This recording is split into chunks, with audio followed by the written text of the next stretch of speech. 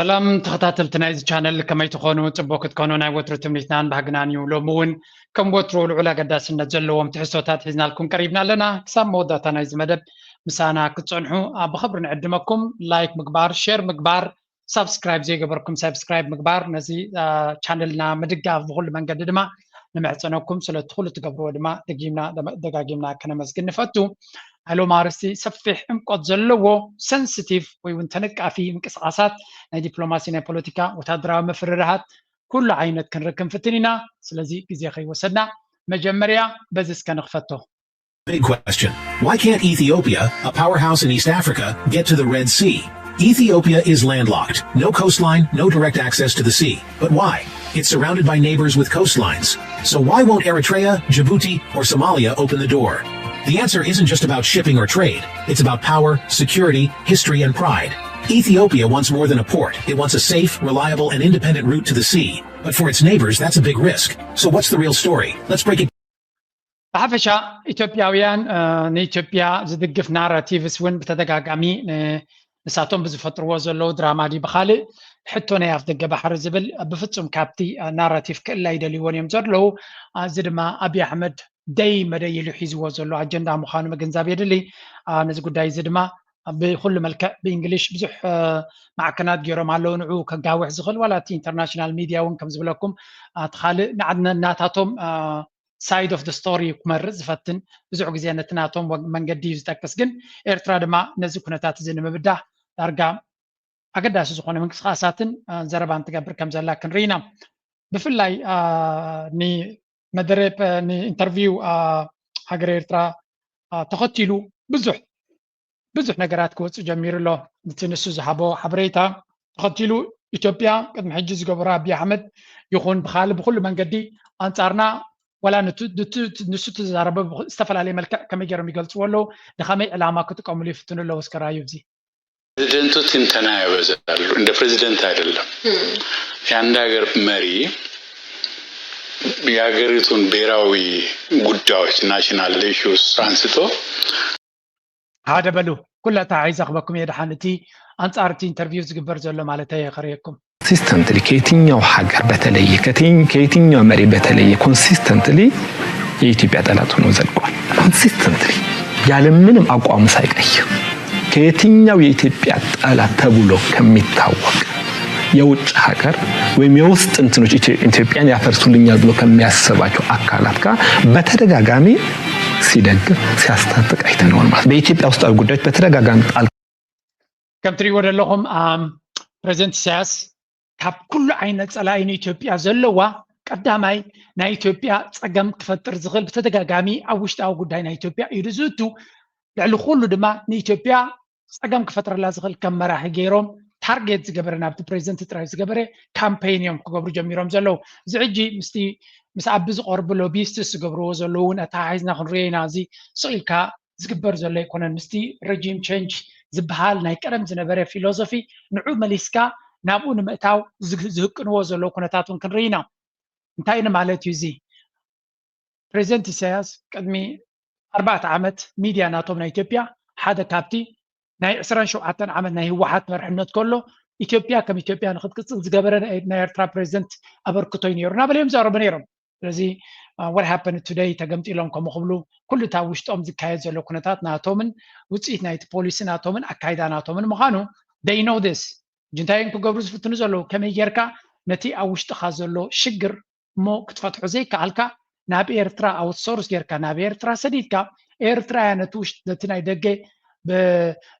ካብ ደገ ኮይና ነቲ ውሽጣዊ ፀገማትና እናተጠቀመት ከተባእሰና ከተናቆተና ትፍትን ዘላ ዝብል ዘረባ እዩ እዚ ግን ቀደም ይሰርሕ ነይሩ ክኸውን ይኽእል እዩ ሎሚ ኣብ ዘመነ ሚድያ ኣብ ዘመነ ሶሻል ሚድያ ብፍሉይ ኣብዪ ኣሕመድን ናቱ ካድረታትን ኣብ ቴሌቭዥን ናይ ሃገር መፅኦም ክእምንዎ ዝኽእል ሰብ የለን ብከዝ ህዝቢ ኢትዮጵያ ይፈልጥ እዩ ኤርትራ ብቓት ኣብቲ ውሽጣዊ ጉዳዮም ኢዳ ኢትያ ከምዘየላ ኤርትራ ትዝውሮ ምንቅስቃስ ኣብ ውሽጢ ኢትዮጵያ ከምዘየለ ይፈልጡ እዮም ኤርትራ ክትሕግዝ ትኽእል ዶ yes for sure ክትሕግዝ ትኽእል እያ እቶም ኣብኣ ዘለዉ ሓግዙና እንድሕር ኢሎም ግን they know for a fact ኤርትራ ትሕግዞ ሸነ ይኹን ፋኖ ይኹን ህወሓት ይኹን ክሳብ ሕጂ ከምዘየለ ብጭብጢ ዝተሰነየ ብጀካ እቲ ንሳቶም نتي بعلو عندارا كايدا زقبرو كسعرو سلازي كالي نابي إرترا قوسو كوسقرو زفتن زلو كابا حليفو أمين أنت كنقرأكم إيه نساتهم قد محجز بولا عبي إديت جيرو ماتريفهم مزنا بروح حجي دوت وزلو فيديو كابو تبقسنا خنرينا مجمريا قد محجون سمعنا هذا نبرنايو ببسحي تي ميدياناتو كم كادراتات ناتو شيرت قبرو وزلو سمعوا وبزي قلت أقوام ኤርትራን በሚመለከት ግልጽ አቋም እዚህ ያላችሁ ሰዎች መያዝ ያለባችሁ ኤርትራውያን ወደድክም ጠላህም ወንድሞቻችን ናቸው። ወደድክም ጠላህም በቋንቋ፣ በባህል፣ በእምነት በሁሉ ነገር ወንድሞቻችን ናቸው። أبزي أما خد زعرب مجمريا كاب ماس جميرنا أحوات كان خون مالت أحوات كان دحرقينا إيرتراوان إثيوبيان كاب ماس جميرهم يم أحوات زخون إذا تاريخ زياك قلت واك خلوا له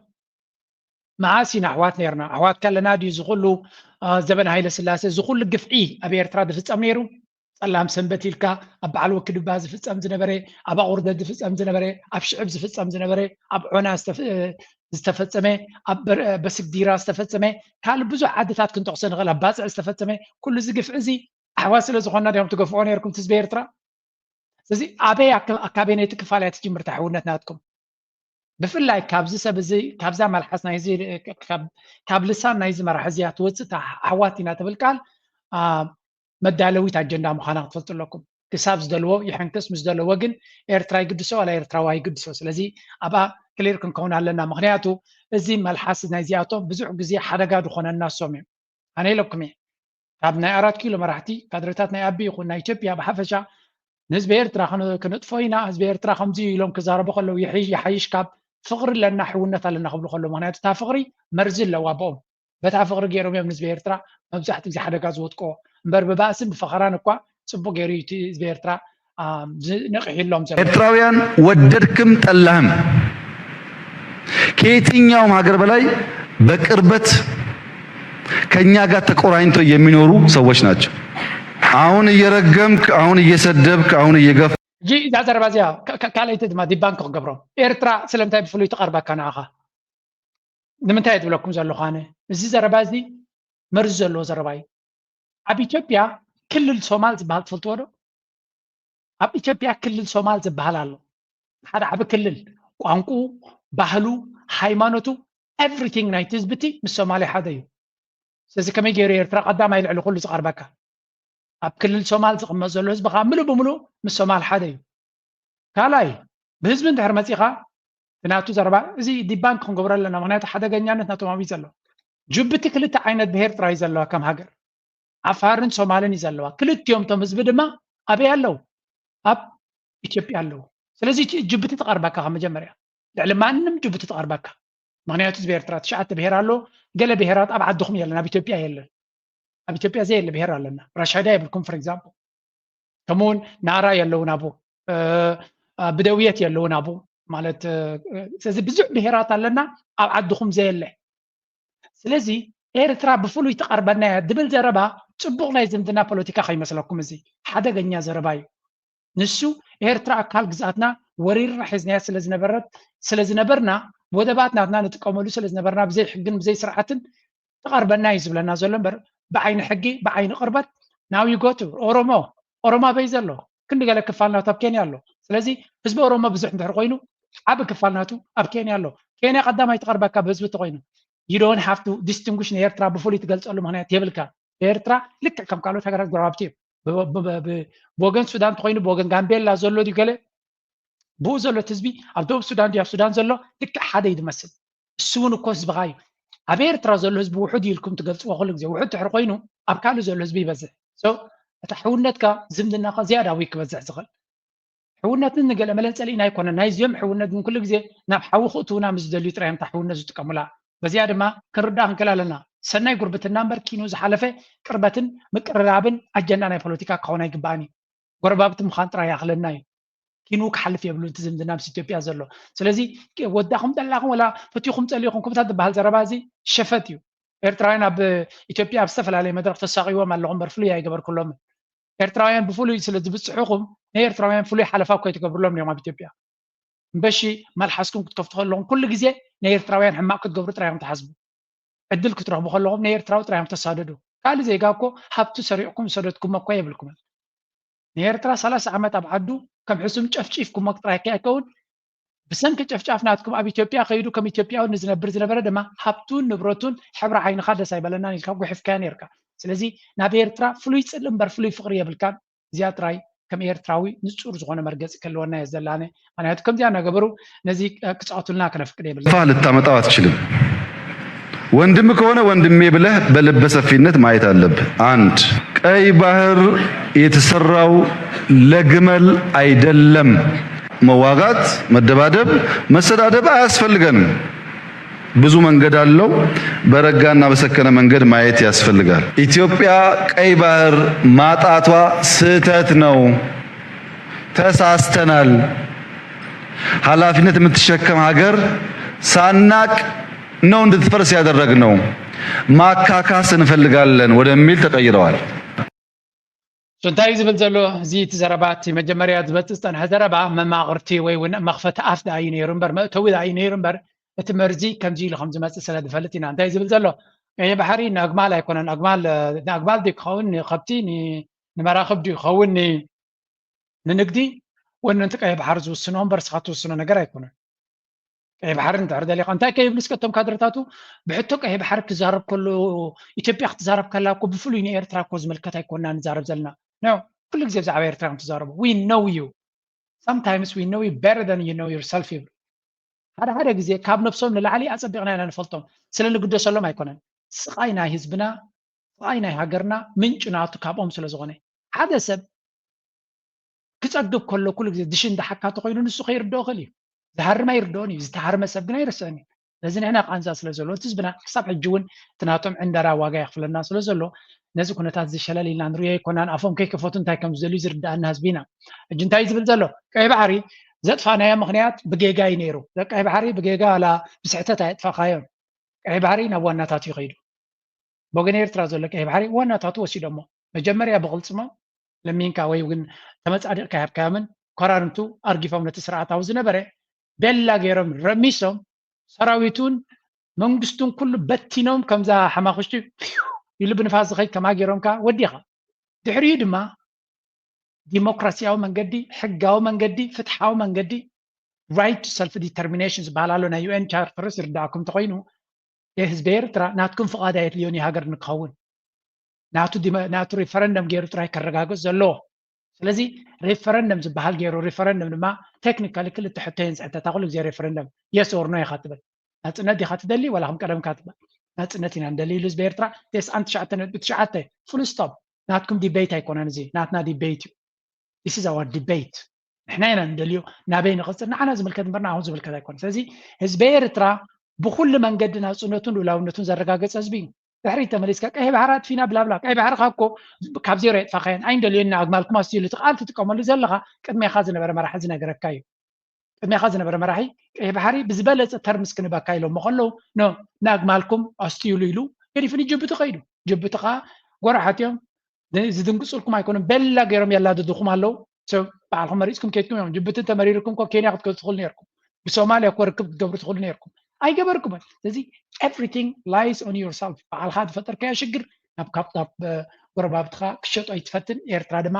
ኤርትራ cannot do anything ኣብዚ ንዓኻ ብፍሉይ ክትገብረሉ ትኽእል ወይ ብፍሉይ ክትሕግዝ ክትገብሮ ትኽእል ክትከዶ ትኽእል መንገዲ የብላ ለኢትዮጵያ መፍረስ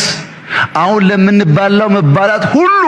ምክንያት የሆኑ መሪዎች ደግሞ አሏቸው መዘንጋት ደግሞ የለብንም አሁን ሸኔ ያግዛሉ ቲፒኤልኤፍ ያግዛሉ ፋኖ ያግዛሉ መሸወድ አያስፈልግም አሁን ኢትዮጵያ ካልተባላች በስተቀር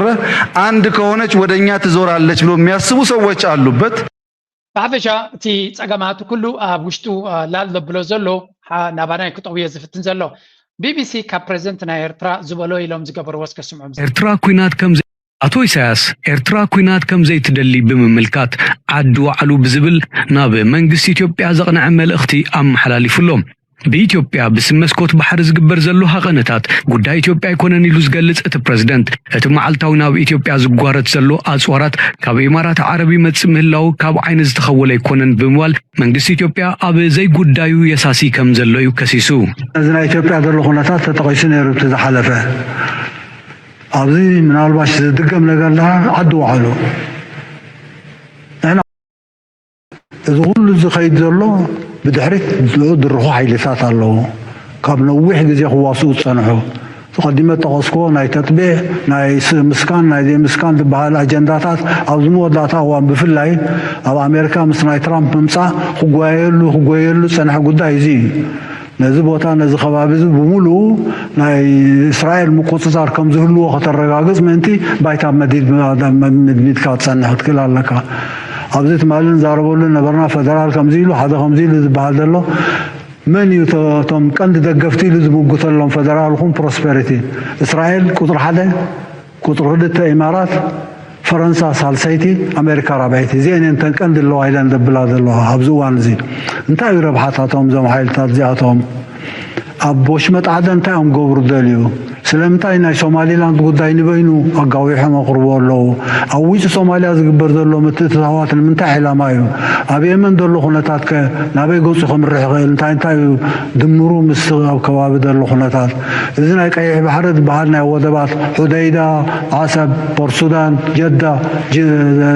ስዌዝ ንምንታይ እዚ ኩሉ ዝመፅእ ዘሎ ናይ ብሓቂ ኸ ካብኡ ናይ ኢማራት ረብሓ እንታይ እዩ ኢማራት ረብሓ ናይ በይና እንታይ ትገብረሉ ናብኡ መፅያ ካልእ መዓልቱ ረኺቡ ዝዝረበሉ ጉዳያት ኣሎ ብኣጠቓላሊ ግን ናይ ሱዳን ኩነታት ክንሪኦ እንድሕር ኮይና ኣብ ኮንቴክስት ኣብ መኻኑት ኢና ክንሪኦ ምእንቲ ኣብ ውሽጢ ከምዚ ዝኣመሰለ ኩነታት ዝምዕብል ዘሎ ኩነታት ትፍታሕ ብቐሊል ክመፅእ ዝግብኦ ዝነበረ ስለምንታይ ተናዊሑ ግዜኡ ስለምንታይ መመሊሱ ዝተሓላለኽ ዘሎ ስለምንታይ ዩኤን ኣብ ዘየድልዮ ጉዳያት ኣቱ ስለምንታይ ሎሚ ናይ ሱዳን ጥሜት ልዕሊ ካልእ ጥሜታት መጀመርያ ኮይኑ ኣብ ዝኾነ ናይ ዩኤን መግለፂታት ኣብ ሱዳን ዘጋጥም ዘሎ ፀገም ኣብ ሱዳን ዘብል ዘሎ ሽግር ክንዓርቀኩም እናበልካ መሊስካ ነቲ ጉዳይ ከተናውሕ ነቲ ሽግር መን ዝዕረቕ ኣሎ እንታይ እቲ ምዕራቕ ኣብ ምንታይ እቲ ምዕራቕ ዝመፅእ ንምንታይ ምዕራቕ ክግበር ድለ ኣሎ ኣርእስታት ኣለዉ ነቲ ምዕራቕ ዘድልዩ እስቲ ከም ንሪኦ ዘለና እዚኣ ጉዳይ እዚኣ በብዝሒ ሸር ይገብርዋ ኣለዉ የስ እቲ ኩነታት ብዓብዩ ፕሬዚደንት ናይ ኤርትራ ንኢማራት ዝገብሮ ዘሎ ብግልፂ ተዛሪብዎ ስለ ዘሎ ከምኡ ድማ ተራ ናይ እስራኤል ተራ ናይ ፈረንሳ ተራ ናይ ኣሜሪካ ብድሕሪ መጋረጃ ዝገብርዎ ዝነበሩ ብግልፂ መንግስቲ ኤርትራ ይከታተሎ ከም ዘሎን ንዑ ኣተሓሒዙ ምናልባት ምስኡ ኣተሓሒዝካ ክትሪኦ ይትኽእል ኣይኮንካን ግን ኣከባቢና ዝረአ ዘሎ ኩነታት ድማ ሓደ ካብቲ ብትክክል እንፅበዮ ኩነታት እውን ሚኒስትሪ ጉዳያት ወፃኢ ናይ ስዑድያ ምስ ሚኒስትሪ ጉዳያት ወፃኢ ናይ ኤርትራ ኣቶ ዑስማን ሳልሕ ብቴሌፎን ርክብ ከም ዝገበሩ ዲፕሎማስያዊ ምንጭታት ናይ ስዑድያ ገሊፆም ኣለዉ እዚ ሕጂ ኣገዳስነት ዘለዎ ምዕባለ ኢና ንርኢ ዘለና ሪያድ Saudi Foreign Minister Prince Faisal bin Farhan held a telephone call with his Eritrean counterpart Osman Saleh Mohammed on Thursday. Saudi President Ogrozi. During the call, the two ministers reviewed relations between their countries and ways to enhance them. They also discussed regional and international issues of common interest. ለዚ ክልቲአን ሃገራት ሓበራዊ ሽርክነትን ሓበራዊ ረብሓ ናይ ክልቲአን ዝትንክፍ ዝርርብ ከም ዘካየዳ ኢና ንርኢ ዘለና እዚ ዝርርብ እዚ ኣብ ኣዝዩ ኣገዳሲ ግዜ እዩ ዝካየድ ዘሎ ስለምንታይ ኣገዳሲ ንብል ኣለና ኣብ ኢንተርቪው ናይ ፕሬዚደንት ኢሳያስ እንድሕር ፅቡቅ ጌርኩም ሰሚዕኩሞ ስዑድያ ዘለዋ ኣበርክቶ ከተዕቢ ከም ዘለዋ ግብፂ እውን ዘለዎም ኣበርክቶ ክዕብዩ ከም ዘለዎም ዝገልፅ ሓበሬታ ሰሚዕና ነርና ስለዚ እቲ ዘሎ ኩነታት ነዚ ሕጂ ዘጋጥም ዘሎ ኩነታት ኩሎም ሓይልታት ናብ ካልእ ኩናት ከይተኣትዉ ከሎ ዘድሊ ስጉምቲ ክገብሩ ክኽእሉ ኣለዎም ዝብል ፃውዒት ገይሩ ነይሩ ስለዚ እቲ ኩነታት ብወገን ኣብን ብወገን ኢትዮጵያን ናብ ሓደገኛ መንገዲ ይኸይድ ከም ዘሎ ይነግሩ ስለ ዘሎ እዚ ማለት ብቐጥታ ናብ ኤርትራ ዝኸውን ዘሎ ኩናት እኳ እንተዘይበልና ኣብ ኢትዮጵያ ዘሎ ኩነታት ግን ኣብ ክሪቲካል ስቴጅ በፂሑ ዘሎ ክራይሲስ ኢና ንርኢ ዘለና ፅንሒ ኢልና እውን ክንሪኦ ኢና ስለዚ ካልኦት ሓይልታት እንተስ ዲፕሎማስያዊ መፍትሒ ከናድዩ እንተስ ኣላያንስስ ናቶም ከትርሩ ናይ ግድን ክዘራረቡ ክኽእሉ ኣለዎም ኤርትራ ድማ ኣገዳሲ ዝኾነ ዲፕሎማሲ ክትገብር ግዴታ እዩ እዋን እዩ እውን ስለዚ ብዙሕ ዲፕሎማስያዊ ምንቅስቃሳት ንርኢ ኣለና ንእሽተይ ይኹን ዓብዪ ኩሉ ዲፕሎማሲ እዩ ኣገዳስነት ድማ ኣለዎ ኣብዚ መቐፀልታ ኣብዚ ናይ ክልቲኦም ዝተገበረ ብወገን ኤርትራውን ብብዝሒ ሸር ተባሂሉ ነይሩ ፅቡቅ እዩ ድማ ለንቀና ነቁርብ ኣብ ቴክስ ዝሕል ኢለ ኣለኹ ዋይ ሓንቲ ግዜ ፋሕም ዝበለት ከፋሕ ብለካ ቴክስ ኣነ ብዙሕ ፖስት ክገብሮ ዝግባእኒ ግን በዚሕ ንስራሕ ቁርብትለይ ተዛሂላ ቀን የፖስት ገብራይ ካልኩን ግን these are things በሐቂ ይረለኹን ካልኦት ኣዝዮም ቅዱሳት ኤርትራውያን ስለ ዘለው they are helping out ኩሉ ዝግበር ዘሎ ስለዚ ብመንገዲ ስዑድያ ዝተገበረ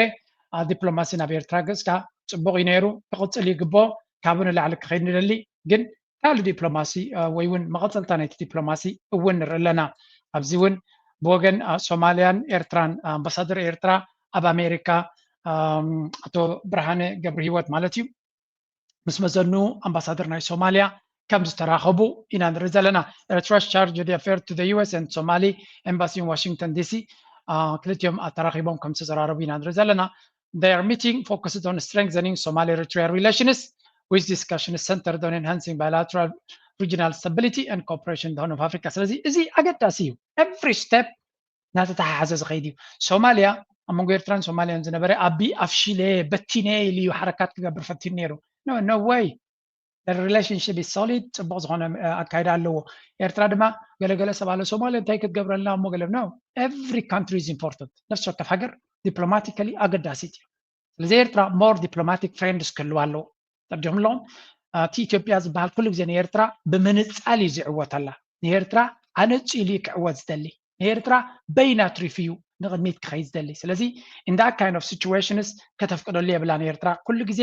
ብዝኾነ ይኹን መንገዲ ንዓና ከተራርፈሉ ዝኽእል ዝፍትነሉ ዕድል ክወሃበ የብሉን ስለዚ እቲ ዲፕሎማስያዊ ምንቅስቓስ ብየማንን ፀጋምን ዘሎ ጽቡቕ እዩ ብፍላይ ስዑድያ ድማ ከምቲ ፕሬዚደንት ኤርትራ ዝበሎ I'm still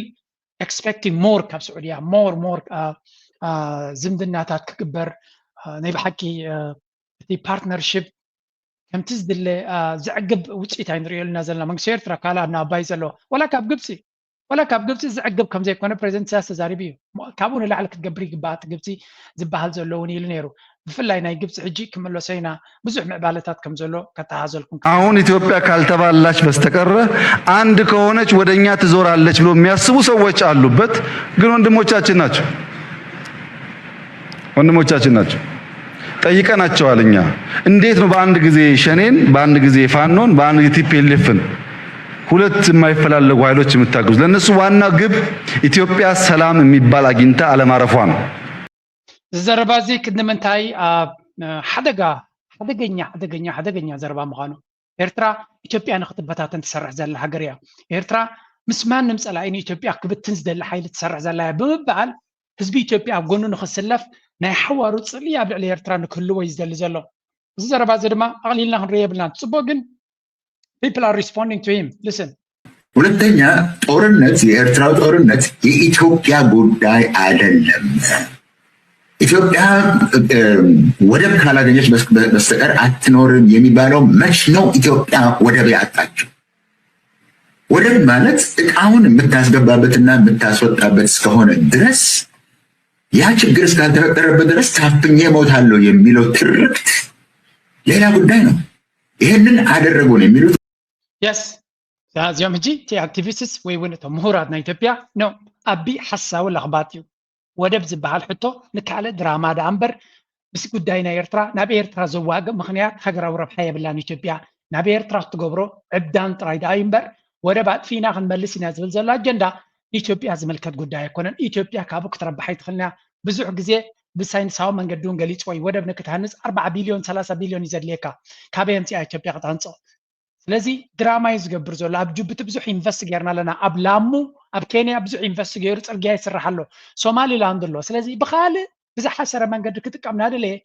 ኣጀንዳ ናይ ድራማ እዩ ዝገብር ዘሎ ወይ እውን መጋበርያነት ናይ ካልኦት ንምስላጥ ዝጥቀመሉ ዘሎ እምበር ንሃገራዊ ረብሓ ናይ ኢትዮጵያ ኢሉ ዝዛረቦ ኣይኮነን ብምባል ኣቶም ምሁራት ናይ ኢትዮጵያ ኮንፍሮንት ይገብርዎ ነቲ ናቱ ሓሳብ ድማ ዲባንክ ይገብርዎ ኣለዉ ሓደ ካልእቲ ነጥቢ ድማ ክተመሊስና ክንሪኣ ኢና ብኩሉ ከተሓዛ ስለ ዘለኹ ለምን ካረፈች ያ ያልተቋጨ ጉዳይ ይነሳል ስለሚያስቡ አሁን ኮንሽስ መሆን አለብን በመስደብ በመክፋት አናሳካው በየዋህነት ደግሞ ካለነሱ ማን አለ ትግራይ ያስፈልገንም ኤርትራ ነው ኦሮሞ ያስፈልገንም ኤርትራ ነው አማራ ያስፈልገንም ኤርትራ ነው ይሄ ቅል ጅል ብቻ ሳይሆን ጅላንፎ ጭምር ነው እዚህ ያለውን እዚህ ኦሮሞ ዋናው አማራ ዋናው ወላይታ ባዳ አርገህ እዛ ብትገንም ኤርትራ ነው ኦሮሞ የሚባል አግኝታ አለማረፏ ነው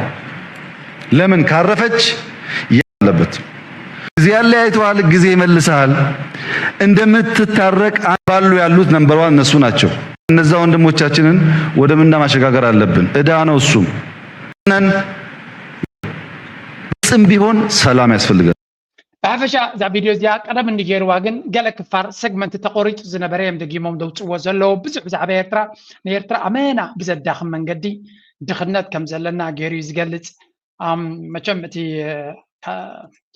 ትፈልጡ ኢኹም መብዛሕትና ኤርትራውያን ብኢትዮጵያውያን ዝመፅእ ንዕቃብ ብፍላይ ብቁጠባና ብቴክኖሎጂ ክንዕቁና ከለዉ ከማይ እንድሕር ኮይንኩም ነፍስኻ ገፈፊ ዝብለካ ኣነው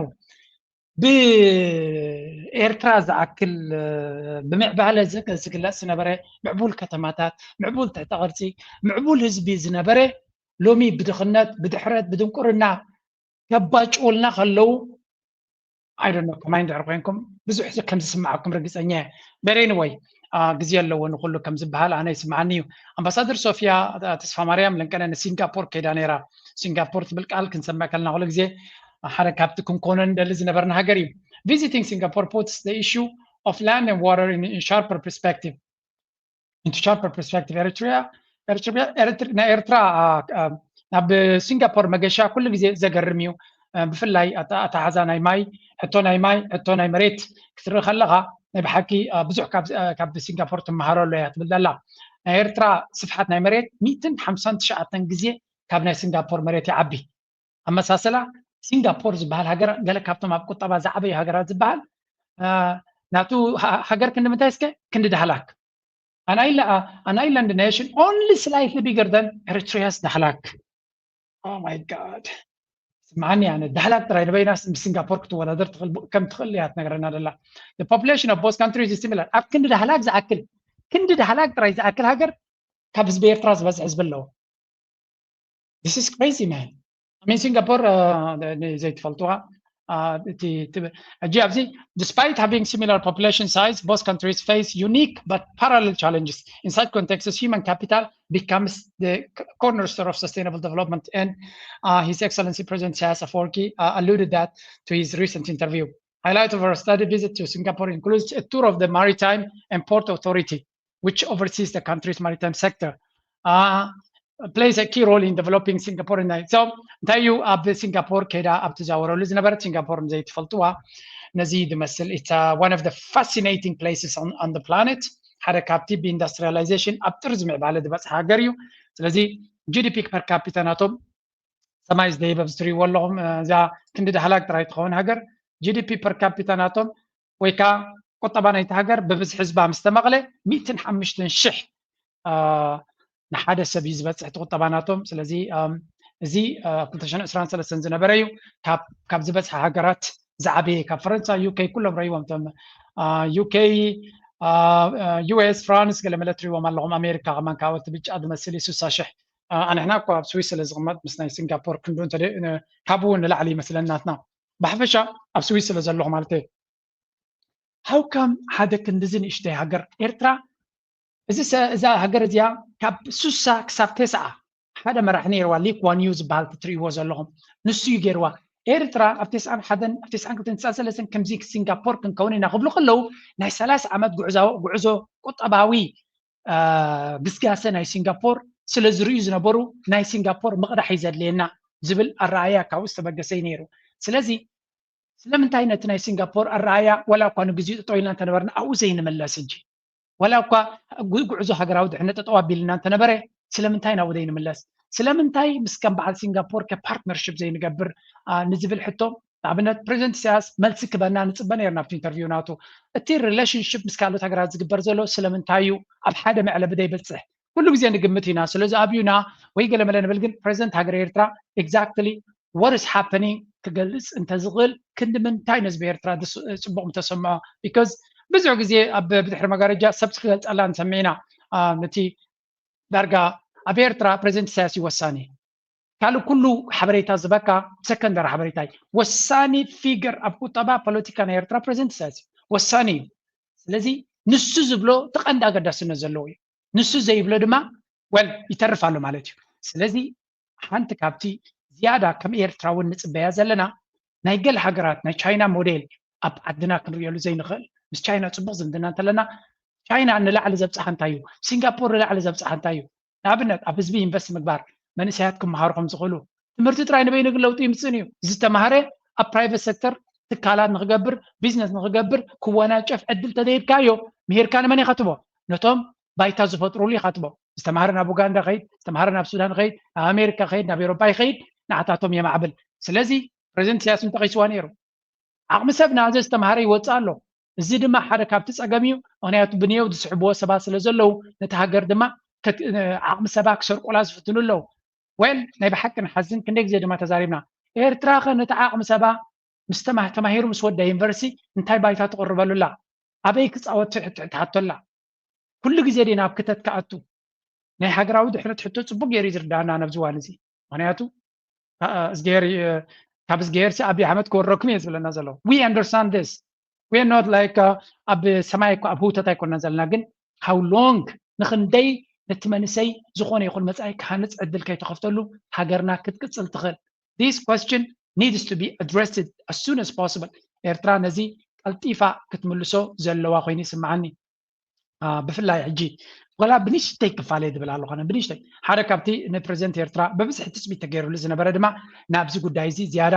ሓበሬታ ክብ እዩ ሕጂ ቁርብ ትለይ ሽፍቲ ገይረ ኣለኹ ናብ ቁጠባ ንመለስ ኣብ ምስ ግብፂ ዝተሓሓዝ ኣገደስቲ ነጥብታት ንሰማዕ ኣለና እዚ ኤርትራ ናብ ሲንጋፖር ከይዳ ተመክሮ ክትወስድ ክንርኢ ከለና ናይ ሕጎስ እየ ካብ ሲንጋፖር ካብ ቻይና ብዙሕ ክንምሃር ንኽእል ኢና ዲስፕሊን ዘለዎ ሕብረተሰብ እዮም ኣብ ሲንጋፖር ዲሞክራሲ የለን ኣብሶሉት ዲሞክራሲ የለን እዮም ዝብሉ ናቶም ኣካይዳ ዲሞክራሲ ኣለዎ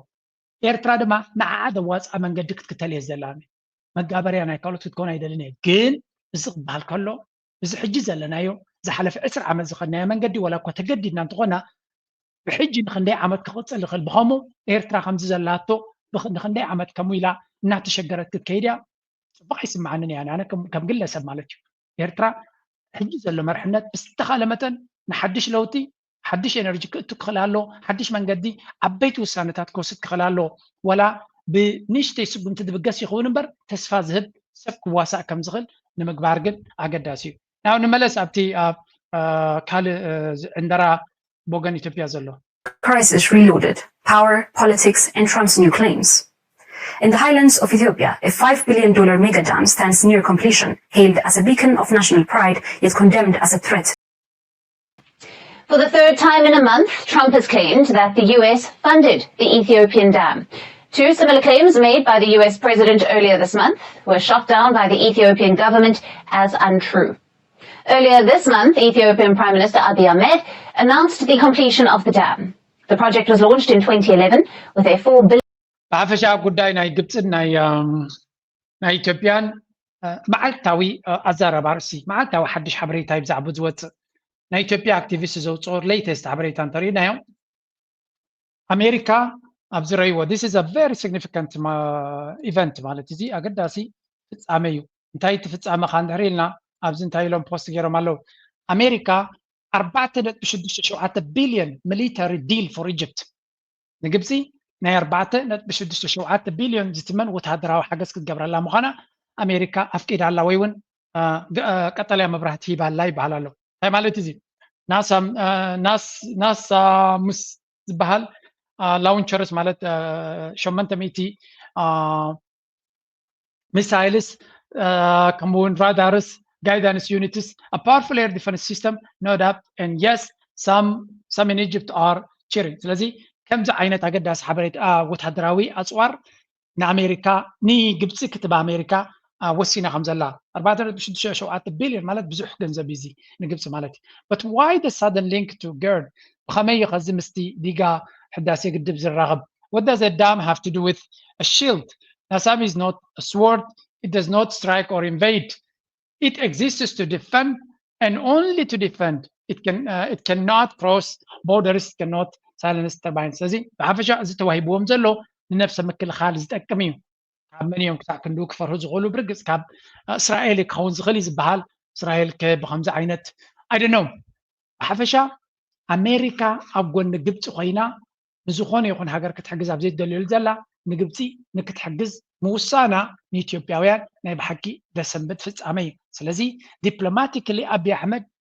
ንኣሜሪካ ኣብ ጎኑ ንምግባር ንዶናልድ ትራምፕ ኣብ ጎኑ ንምግባር ዝግበር ዘሎ ፈተነ ብዙሕ ውፅኢት የምፅእ ከም ዘየለ ኢና ንርኢ ዘለና እዚ ድማ ሓደ ካብቲ ኣገዳስን ብቐረባ ምክትታል ዘድልዮ ነጥቢ ምዃኑ ከነስምረሉ ኣለና ስለምንታይ ንዓና ኣይዞሌት ገይሩ ንዓና ኣነፂሉ ንዓና ኣስጉጉ ኣብይ ኣሕመድ ዶናልድ ትራምፕ ኣብ ጎኑ ንክገብር ይዘሊ ዘሎ እዚ ከዓ እንታይ እዩ ግብፂ ኦልሬዲ ኣብቲ ውድድር ናብ ነፍሳ ስለትወስዶ ዘላ ኤርትራ ምስ ግብፂ ኣላይ ኮይና ምህላዋ ኤርትራ ምስ ስዑድያ ፅቡቅ ሽርክነት ገይራ ስለ ዘላ በቲ ፓብሊክ ዲፕሎማሲን ብድሕሪ መጋረጃ ዝግበር ዘሎ ዲፕሎማሲን ኤርትራ ስቲል ተስፋ ኣለዋ ምስ ኣሜሪካ ፅቡቅ ዝምድና ገይራ ነቲ እገዳ ንኸተልዕል ኢትዮጵያ እንታይ ደሊሎ ኩሉ ፀቕጢ ገይሮም ኣብ ልዕሊ ኤርትራ ተወሳኺ እገዳ ንክወርድ እዮም ዘልዩ ዘሎ ተወሳኺ እገዳ ኣብ ልዕሊ ኤርትራ ክወርድ ብፍላይ ወታደራዊ ኣፅዋር ክትገዝእ ከም ዘይብላ ካልእ እገዳታትን ኣብ ልዕሊ ኤርትራ ንክወርድ እዮም ዝፅዕሩ ዘለዉ ኤርትራ ድማ ነቲ ዘሎ እገዳ ንመልዓልያ ትፅዕር ዘላ ስለዚ ትቕልስ ኪኖቲ ዲጋ ናይ ኢትዮጵያ ወይ እውን እቲ ኢትዮጵያ ምስ ግብፂ ትገብሮ ዘላ ኪንኡ ዝኸደ ቅልስ ኢና ንርኢ ዘለና እዚ ቅልስ እዚ ድማ ተስፋ ንገብር ብዓወት ናይ ኤርትራ ክዛዘም ከም ወትሩ ንሕና ዓወት ናይ ኤርትራ ፅቡቅ ናይ ኤርትራ ስለንደሊ ግብፂ ኣብ ልዕሊ ኢትዮጵያ ተዓዊታ ማለት ንዓና ብፍሉይ ዝበፅሓና የለን ግን እንታይና ንብል ዘለና ዓለም ውድድር ስለ ዝኾነት ነቲ ዝሓየል ሃገር ናይ መን ኣላየንስ ኢትዮጵያ ምስ ግብፂ ዝኾነ ርክብ ምስ ኣሜሪካ ምስ ዶናልድ ትራምፕ ፅቡቅ ዝምድና ስለዘይብላ ክሳብ ሕጂ ብመንገዲ ኢማራት ገይራ ብድሕሪ መጋረጃ ብሎቢስትስ ገይራ ትፅዕር ኣላ ኤርትራ ድማ ብዝከኣላ መንገዲ ትወዳደር ከም ዘላ ኢና ንርኢ ዘለና Europe's time is over. It's been over for a while now, but this week made it clear their top leadership is in Beijing today. Normally, they would say China is hosting them, but that's not the right word. European leaders were effectively summoned to Beijing. For what? A summit between the EU and China. This meeting was supposed to happen in Brussels, that too back in the month of April, but Xi Jinping refused to go. So the European leaders had to visit Beijing instead. That's a typical Chinese power move, gain an upper hand even before the talks. I'm sure the Europeans were not thrilled because they ኤሮፓ መሳኪን ዘይረኽብዎ ዘይብሎም ዛ ሪፖርት እዚኣ ኤሮፓውያን ኣዜፍ ልክዕ ብሓደ ብሽርክነት ምስ ቻይና ክሰርሑ ንቻይና ድማ ከፍርሁን ከስምዑን ከም ዝኽእሉ ገይሮም ኣክት ክገብሩ ደልዮም ነይሮም እንተኾነ እንታይ ኣጋጢሙ እዮም ዝብሉ ዘለዉ ኤሮፓ ረለቫንስ ናቶም ተደላይነት ናቶም ተሰማዕነት ናቶም ቁልቁለት ገፁ ንቁልቁለት ብሻት ማርሻት ከይድ ዘላ መኪና እያ ተቐይራ ዘላ እዮም ዝብሉ ዘለዉ እዚ ርክብ እዛ ቤጂንግ ቻይና ዝግበር ዘሎ መራሕቲ ናይ ኤሮፓ መፂኦም ዘለዉ ወርሒ 4 ክግበር ዝግብኦ መራሒ ናይ ቻይና ድማ ኣብ ብራስልስ መፂኡ ምስ ኤሮፓ ክዘራረብ ዝግብኦ ምምፃእ ክመፅእ ስለዘይደለየ ትርጉም ስለዘይብሎም ስለምንታይ ከደይመፅእ ኣብዚ ትብሎና ኢና ንኽብለልኩም ብዙሕ ግዜ ናይ ኤሮፓ ጉዳይ ስለዝከታተሎ ዘለዉ ናብ ኤሮፓ መፂኻ ዝግበር ነገር ስለዘየለ ስለምንታይ ክውስኑ ስለዘይክእሉ ኤቭሪቲንግ ዝብልዎ ኣሜሪካ እንታይ ትብለና እታ ኡርሱላ ቫንደርላይን እታ መራሒት ናይ ኤሮፓ ሕብረት ልክዕ ንዝኾነ ዓብይ መራሒ ምስ ተራኸበት ዶናልድ ትራምፕ እንታይ ይብል ኸውን ወይ ከዓ ኣሜሪካ ፖሊሲናትና ሕራ ይብሉና ዳ እያ ትብል ነብሳ ክትውስን ትኽእል መራሒት ኣይኮነትን ኩሉ እዚ ዝረኣናዮ ጉዳይ ኢንዲፐንደንት ዝኾነ ውሳነ ክትውስን ትኽእል ኣይኮነትን ኣብ ግዜ ጆ ባይደን ብፍላይ ሩይ ዝኾነ ኣሜሪካ ዝበለቶ ጥራይ ዝገብሩ ሰባት ኢና ርኢና ነርና ስለዚ ናይ ቻይና መራሒ ናብዚኦም ኬትካ ግዜኻ ምጥፋእ እዩ ክብሪ ናትካ ምግዳል እምበር ናቶም ውሳነ ብልኡላውነት ክውስኑ ስለዘይክእሉ ኣይከይድን ኢሉ ንዕቕቦም ሽዑ ቦርሶም ጠርኒፎም ድሕሪ ክንደይ ኣዋርሕ ኣሜሪካ ዶናልድ ትራምፕ ብታሪፍ ልቦም ምሰጥፋኣሎም ክሓድገሎም ገለ ይልምኑ ነይሮም ተስፋ ምስ ቆረፁ ናብ ቻይና ከይዶም ከከፈራርፉ ፈቲኖም ትዘሕፍር ክፋልስ እዩ ኣብ ቻይና መፂኣ ድማ ንቻይና ከተፈራርቅት ንሕጂ ናይ ጀርመን ሚኒስትሪ ጉዳያት ወፃኢ ዝነበረት ቅድሚ ዝሕጂ ዘሎ ማለት እዩ ኣነሌና ባርቤክ ትበሃል ማለት እዩ ኣብ ቻይና ከይዳ ጠራዕራዕ ምስ በለት ኣብ ኤርፖርት ዝቕበላሲ ናብ በይና እውን ክትብል ቪድዮ ምፅልኩም ነይረ ጀርመን ድማ ነቲ ምስ ቻይና ዝነበራ ዝምድና ጠቕላላ ወዲቑ መራሒዮም ከይዱ ቻንስለሮም ከይዶም ኩሎም ምንፈቲኖ ወላ ሓንቲ ለውጢ ከምፂ ይከኣሉን ቁጠባናቶም እዮም ቆልቁል ኣሎ ሕጂ ድማ መቐፀልታ ናይታ ኣነሌና ዝነበረት ካዝያ እግርግር ትፈጥር ኣላ በት ኣይ ቲንክ ቻይና ኦልሬዲ ፓወር ሙቭ ከም ዝገበረት እያ እዚኦም ህንዲ ቻይና ይፈትዎም እዮም ግን ኣትሊስት እቲ ናይ ቻይና ክብሪ ዘለዎ ኣካይዳ ኣብ ነፍሶም ዘለዎም Cut short the trip. The talks were supposed to span 2 days. Now it's a one-day affair. The EU leaders met Xi Jinping and Premier Li. They mainly talked about 2 issues, trade and Ukraine. The EU president said the relationship had reached an inflection point and that a rebalance was necessary. We have reached an inflection point. Rebalancing our bilateral relation is essential because to be sustainable, relations need to be mutually beneficial. We know that our trade relationship today needs more balance. Rebalancing is a necessity, and it is also in the interest of a stronger relationship between us. What does she mean by rebalance? Well, look at these numbers. EU exports to China amount to $250 billion. 250 انتهت بالزلا ذا أناليل ذا بريزنت ناي كوميشن أوروبا عبرت انتهت بالزلا أرسلا فاندر لاين مالتيو زمدنا نا تشاينا نا أمريكا نا بقداسي نت ببصح له سلازي ريبالانسينغ ناي جدن داغ مجمد كنقبر لنا كان استخاخلو هنكلها لنا إيات بالدلا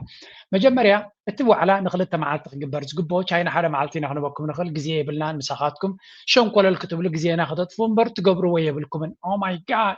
أوروبا وردت يزرع زقات أمام زلوا وردت أبرس وردت أبراشيا زختلوا وزلوا بوليسي أكل عالم كم زوار دقير ومالله أبتعت مرحمدات نايزيا سبيت زيادة ما أوروبا درجة مريت يا زبيت أكتب لا تخليها دونالد ترامب نا إسرائيل برايم مينستر سلسة ذكره بخلو نزيا حنتك ذكره بايدليه ساكن بزي أمريكان عقوام زلوا نعاي يقول منستر بدأت وصاين أوروبا كرهبوا ما يدلينهم واي አይደሊዎን የምነት ኤሮፓ ህብረት ዝበሃል አክንዶም እንታይ ገብራሎ ንፈረንሳ በይና ንጥልያን በይና ንጀርመን በይና ክራባይ ዘለ ስለምታይ ንበይነ ነተን ሃገራት ዶናልድ ትራምፕ ከፈራርሆም ይኽእል እዩ ኮሚሽን ብሓደ ተኣኪቡ ተመፅኡ ግን ዓቕሚ ኣለና ኢሉ ክምክት ስለ ዝኽእል ነዚ ኮሚሽን ኤሮፓ ህብረት ጥቕሚ ከም ዘይብሉ ክገብሮ ዶናልድ ትራምፕ ይሰርሕ ኣሎ በዓል ቻይና ድማ መፍትተን ረኺበን ኣሜሪካ ዘይቕበረኩምን ዘይተኸላኸለልኩምን ንዓና ትገብርዎ የብልኩምን ናብ ንመለስ ኣብታ ኣርስቲ ትንግዲ ረይዎ እንታይ ይመስል ኤሮፓ ካብ 26-27 ሃገራት ተኣኪበን ክንደይ ዝኣክል ንብረት ናብ ኤሮፓ ናብ ቻይና ሰዳ 200 ቢልዮን ዝኸውን ሰደድ ኣለዎ 200 ቢልዮን ካብ 27 ሃገራት ቻይና ሓደ ሃገር 600 ቢልዮን ሰደድ ኣለዎ ናብ ቻይና ናብ ኤሮፓ ህብረት ስለዚ መን እዩ ዝኸስበሉ እቲ ንግዲ ብተዓፃፃፍ መልክዕ ቻይና ስለዚ ቻይና ስለምንታይ ክንድዚ ዝኣክል ረብሓ እናሃለዋ ከሎ ቻይና ንኤሮፓ ዘይተኽብረ እንተይልካ ኤሮፓ ኣማራፂ ከም ዘይብሎም ስለ ዝፈልጡ ንናይ ቻይና ንብረት ገዲፎም ናብ ዝኸድዎ የብሎምን ኣማራፂ የብሎምን እቲ ካብ ቻይና ዝረኽብዎ ዘለዉ ገዲፎም ናብ ካልእ ክኸዱ ኣማራፂ የብሎምን ምክንያቱ ሓደ የፍርይዎን እዮም ካልኣይ ኢንፍሌሽን ዝበሃል ምንሃር ናይ ዋጋታት ከጋጥሚ ሰፕላይ ቼን ተቐይሮም ስለዚ ኤሮፓ ወላ ሓንቲ ክገብር ኣብ ዘይክእለሉ ደረጃ ነቲ ዘጋጥማ ዘሎ ውርደት መመሊሳ ኢንጆይ ክትገብሮ ጥራያ ትመርፅ ስለምንታይ እዚ ኩሉ ዝኸውን ዘሎ ኩሉ እዚ ኩናት ናይ ዩክሬንን ገለበለን ገዲፎም بس ما أميلهم نابقو طبعا تزملسوا بزح نجار كعري مخالي أوروبا جد هلخ تتهلالخ مع تيازيا نبوتين تديو دوقو حجينا نب تشاينا غيدان تايلا تسكي مس يوكرين زل كازم دنا ني مس راشا زل كازم دنا كتقد ففتن احنا مساخ نقد نحرقينا قداينا يوكرين وقداينا راشا شللك نبلاين خلنا يلاتو وده هل ار يو خايلواس ماني غصغن عنا مس من شركنا نقبر مس من شركنا تاي نقبرن نعاخذ ملكتها يكونن احنا لولا وهاجرينا مزدلينا مزدلي هاجر زمدنا خنقبرينا بمبال صفيتها تقبيلا خير الله كم نريو زلنا ولا حنت خنقبر كاي تقلني معناته مسراشا زقبرته 16 شو من تجزي قراب للراشا الراشا خد دقاي كعلت اب تشاينا كغبرو زخول عقمي ازيد الروت رايدكونه لنفسهم كان ذاك فتر زغلي زياده $1 billion EU to China and EU imports from China more than $600 billion. So the EU has a massive trade deficit with China. It's worth around $350 billion. And that's what Brussels wants to balance. China has long used state support to suppress prices. They offer billions in... Consider the example of Nepal, which is why Brussels wants to rebalance. But will Xi Jinping agree? As expected, he gave no commitment. Faced with accelerating global transformation not seen in a century and a changing and turbulent world, Chinese and EU leaders should once again demonstrate vision and leadership. كم نريد لنا China انتهت تقبر زلا بفتسم نيروبا خسروا ميدالية لنا بفتسم العما يزيد ما أمريكا مس أوروبا صنبوق سلزين لو نتعدل كتقع مليو ملو بملو دليتات نيروبا هيك أي كقبر لاني جن نعتاتهم دما كير بعلهم تفلتوا من يخم سخاتكم رموسات كايب لبني and this is called diplomacy this is masterful diplomacy China عقم لو أنا نيروبا كتواردو تايقن قبر له تحتنا سلمتاي ربحانة هجرو 350 بليون تريد سيربلاس لزلوه نزل بدزي بفلا يمس أمريكا بزفاتة لزلو زي أوروبا مفتات أيواسون إن أوروبا أبغونهم كمالسوم سلزي if you want to learn diplomacy learn from China ما يبحكي حيل النهالوكا تحتنا مقبار عقم النهالوكا تحتنا مقبار أمريكا غير عقم لهم بتعبيد دماء كافتا عقمهم زعب بتعبيد سلزي China كما جيرانا عالم تقاصر لا بحبو كنت تقال عقمي وتدراوي وطباوي تكنولوجيكا وتقبر ابابليك دبلوماسي دما اب دبلوماسي متيخه تحد زباله تعبيت هايتري نعقات هايتري قال مله كل عقمنا هلوكا نخلو نشي نعبن لك ايرترا بريزنت خمس خلو ابزات او لازم يتقبلوه China respects everybody تاتريواز لهم سا مقبليت بوتاناتو ايرترا كتمصخلا جبتك كمصخلو ناشت هاغرات ينزيد ني زي very very small economy ግን نناي مرح ايرترا دويلو بعب كبر تقبلو اب اوفيس امتيو لك كمزان اوروبيان حبرت زقبلهم زلو كما غيرن ايرترا بريزنت تقبلو محج ስለዚህ ቻይና كل حيلنا هلوا ريسبكت عالم تمهرلا اوروبا دما بتعبيتن بقلن بهوتتان بعلوم زنبرم صلوا كوغدلو نرلانا بزي حاده ستوري اب عالمنا زكايد زلوي ابز دما ما نمسب كمهاري غبا ቻይና نعللت خيدالا اي وشت ان ቻይና امبادي زغبر بوليس كلونا ቻይና زغبرو وطراينا تقتل نعز دغم بوليس انت زلونا ونانس مخراعكو نيره معناتو ቻይና كومونيست كتبلهم تغل قال ملك كتبلهم تغل كن كتباناتهم يحنببالو حزبهم يمعبلالو من سيم يمهرالو كامبانيتات يمزالو دليتهم يقبرلو اي ابي زل فريدم نا اوروبان امريكاني كابزن العلي ناي ቻይና عينت فريدم ابي تران تاتيو سب كم دليت كسرح كمهر كوغوي بيزنسس كمسرت شركنات كغبر كعبي كمن دحر خوينا ايرترا امها سنه سرعت بزلو منغس ديسيبلين الو نحزب دما سرعت غير كخيد يزلي صيلو حدا ابي ايرترا ديمقراسي له زغلو قدلنا حزب ايرترا زصرف حزب ايرترا تشعت بهيرات كلونت حدا بهير كتصرف زوعل ناصا مثلنا مزراب الله الى شللكم لا يدلن يعني ترجمنا لهم نتكبرتاتنا ايرترا ابتت زخونه يكون كتنكف يبلونس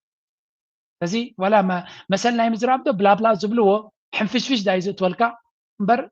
مفتاحين صالكاني ስለዚህ ታሪክና ይሃገር ክብርታትና ይሃገር ዳይናሚክስ ናይ ትዝቢ ንሱ ከይተንከፍካ ሰብ ከምድሌቱ ክሰርሕ ዕድል ተፈቂድ ካሉ that's all I want ካብ ዝኾነ ይኹን ሃገር ካብ ኤርትራ ድማ ዝበፅሕ መንእሰይ ናይ ኤርትራ ንዑይ ዝደሊ ዘሎ I hope ነዚ ነገራት ድማ ኣብ ዝቐልጠፈ ግዜ ኣብ ባይታ ክንሪኦ ንቐፅል ዶናልድ ትራምፕ ካብ ሓንቲ ዘረባ ተዛሪቡ ነይሩ As a real estate developer, what would you do with a project manager who would be over budget? Generally speaking, what would I do? I'd fire him. Do you think this issue, Mr. President, gives you cause to do that? Well, I'm here just really with the chairman. He's showing us around, showing us the work. And so I don't want to get that. I don't want to be personal. I just would like to see it get finished. And in many ways, it's too bad it started. But it did start. And it's been under construction for a long time. It's going to be a real long time because it looks like it's got a long way to go. Yes, sir. So, President, are there things the chairman can say to you today that would make you back off some of the earlier criticism? Well, I'd love him to lower interest rates. ዶናልድ ትራምፕ ኣብቲ ፌደራል ሪዘርቭ ዝበሃል ከይዲ ነይሩ እቲ ህንፃ ይስራሕ ስለ ዘሎ ነዊሕ እዋን ደንጉዩ ካብ ባጀት ንላዕሊ ድማ ከይዲ ስለ ዘሎ ነዚ ፕሮጀክት ዝመርሕ ዘሎ እንታይ መገበርካ ኢልዎ ምሰገኮ ኢልዎም ነቲ ፕሮጀክት ዝመርሕ ዘሎ ጥራይ ዘይኮነስ ነቲ ቼርማን ናይቲ ፌደራል ሪዘርቭ ክሰጎ ይደሊ ኣሎ ነቲ ምስ ዘሎ ኣብ ጎኒ ማለት እዩ ጀረሚ ፓወል ዝበሃል እሱ ናይ ፌደራል ሪዘርቭ ነታ ፕሪንተር ናይ ገንዘብ ወናኒ ናታ ወይ እውን መራሒ ናታ እዚ እዩ ስለዚ ኣብ መወዳእታ ኮለል ኢሉ እንታይ ኢሉ ኣነ እንታይ ካ ክትብሎ ትደሊ ነዚ ቼርማን ናይቲ ፌደራል ሪዘርቭ ኢልዎ ኢንተረስት ሬት ተጉድል ኣለዎ እየ ዝብል ዘለኹ ኢንተረስት ሬት ምጉዳል ማለት ከ ፓምፕ ኢት ገንዘብ ብብዝሒ ናብ ሲስተም ክኣትዩ ስታክ ማርኬት is going to rock crypto is going to rock ኩሉ ንላዕሊ ክኸይድ እዩ ስለዚ ዶናልድ ትራምፕ ነዚ ሰብ እዚ ክሰጎ ይደሊ ኣሎ ስለምንታይ ፕሪንት ክገብር ዝኽእል ገንዘብ መራሒ ኣብ ቦትኡ ክእቱ ይደሊ ስለ ዘሎ በቲ ኮይኑ በቲ ኣገይ ሓንቲ ካብተን ኣብዘን ቀረባ ክንሪአን ንኽእል ኢንተረስት ሬት ናይ ኣሜሪካ ክጎድል ክጅምር እዩ ምጉዳል ማለት ድማ ንኩሉ እቲ ኢንቨስትመንት ዓለም ተስፋ ዝህብ እዩ ኢንቨስት ትገብሩ ዘለኹም you're going to expect something good kabzinatu policy ማለት እዩ ነብሱ ኢሊ ኸንዓና ኢልኮነ for Bitcoin is bull case north of $1 million. So if you had that bull case for more than 1 million USD Bitcoin, has your forecast timeline to reach that price now shortened? Yes, that target we evolved in, it was before the SEC gave us the green light. And I think that was a major milestone, and it has pulled forward the timeline. One thing I will say, right now, no wirehouse, so whether we're talking about Morgan Stanley or Merrill Lynch, B of A, or UBS or Wells Fargo, no platform as approved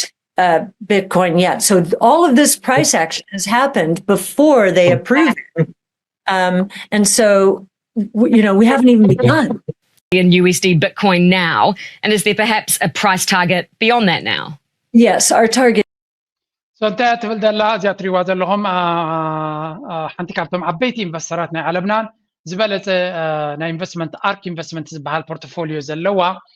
ኢና ንርኢ ዘለና ቢትኮይን $1 ሚሊዮን ክኸውን ምዃኑ እያ ትነግር ዘላ እቲ ግዜ ከመዓስ እዩ ዝብል ክሳብ 2030 ዘሎ ግዜ $1 ሚሊዮን ክበፅሕ ይኽእል እዩ ዝብል ፕሮጀክሽን ኣለዋ ኣቐዲማ ዝበለቶ እዩ ዝኩሉ ሕጂ ዕቤት ከይመፅእ ከሎ ዝበለቶ እዩ ስለዚ ኣብ ናተይ ኮርስ ትመሃሩ እውን ናታ ፕሮጀክሽን ክንደይ ከም ዝኾኑ ዝተፈላለየ ሲናሪዮ ናታ ይምህር እያ ኣነ ስለዚ ኣብ 20 ቢትኮይን 19,000 ከላ ንሓንቲ ቢትኮይን ኣብቲ ኮርስ ናተይ ብዛዕባ እዚኣ ዝሃበቶ ፕሮጀክሽንስ ምሂረኩም ነይረቶም ትምሃሮ ናተይ ዝክርዎ ኮይንኩም ሎሚ 116,123,000 ናውታት ክዲበሉ ኣብቲ ደሊ ዘላ ናብ $1 ሚሊዮን ክዲብ እያ ቢትኮይን ተኢሎምካ ዘገርም ኣይኮነን ኣብ 20,000 ከሎ ግን ኣዝዩ ዘገርም ነይሩ እቲ ዘረባ ነዚ ተገዲስኩም ስምዕዎ ንቐፅል Divorce is hard. Choose your heart. Obesity is hard. Being fit is hard. Choose your heart.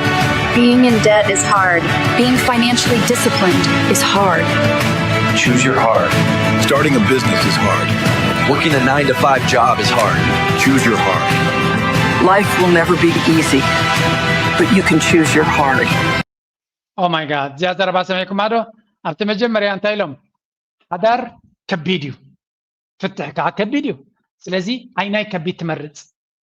كبدنا حدار كذا تمرد. كبدنا يفتح تمرد إلهم كا. برجع نباخا يقول دلوا له خلوا. كتيلهم هيوت هذا لعل كبدت ميزان حسكاخ نبر كبيديو. كبيديو نقد نبري بلاكم الله. سبورتنيا خوين كان نقد نبر كبيديو. سلزي عيناي كبيدي خاتمرد. سبورتنيا خوين كبيد هيوت كبيد بلان ناجبركا تعي هيوت كل وكارة دل ويس نفس خاجة جيفو كبيد هيوت كتحلف نايت الناس أجمع هالوكا يجوز من رجع هيوت كل زي أبعدها نبر أزي كبيديو كم لما بديسبلين كنت أبغى صبغ نقاون كبيديو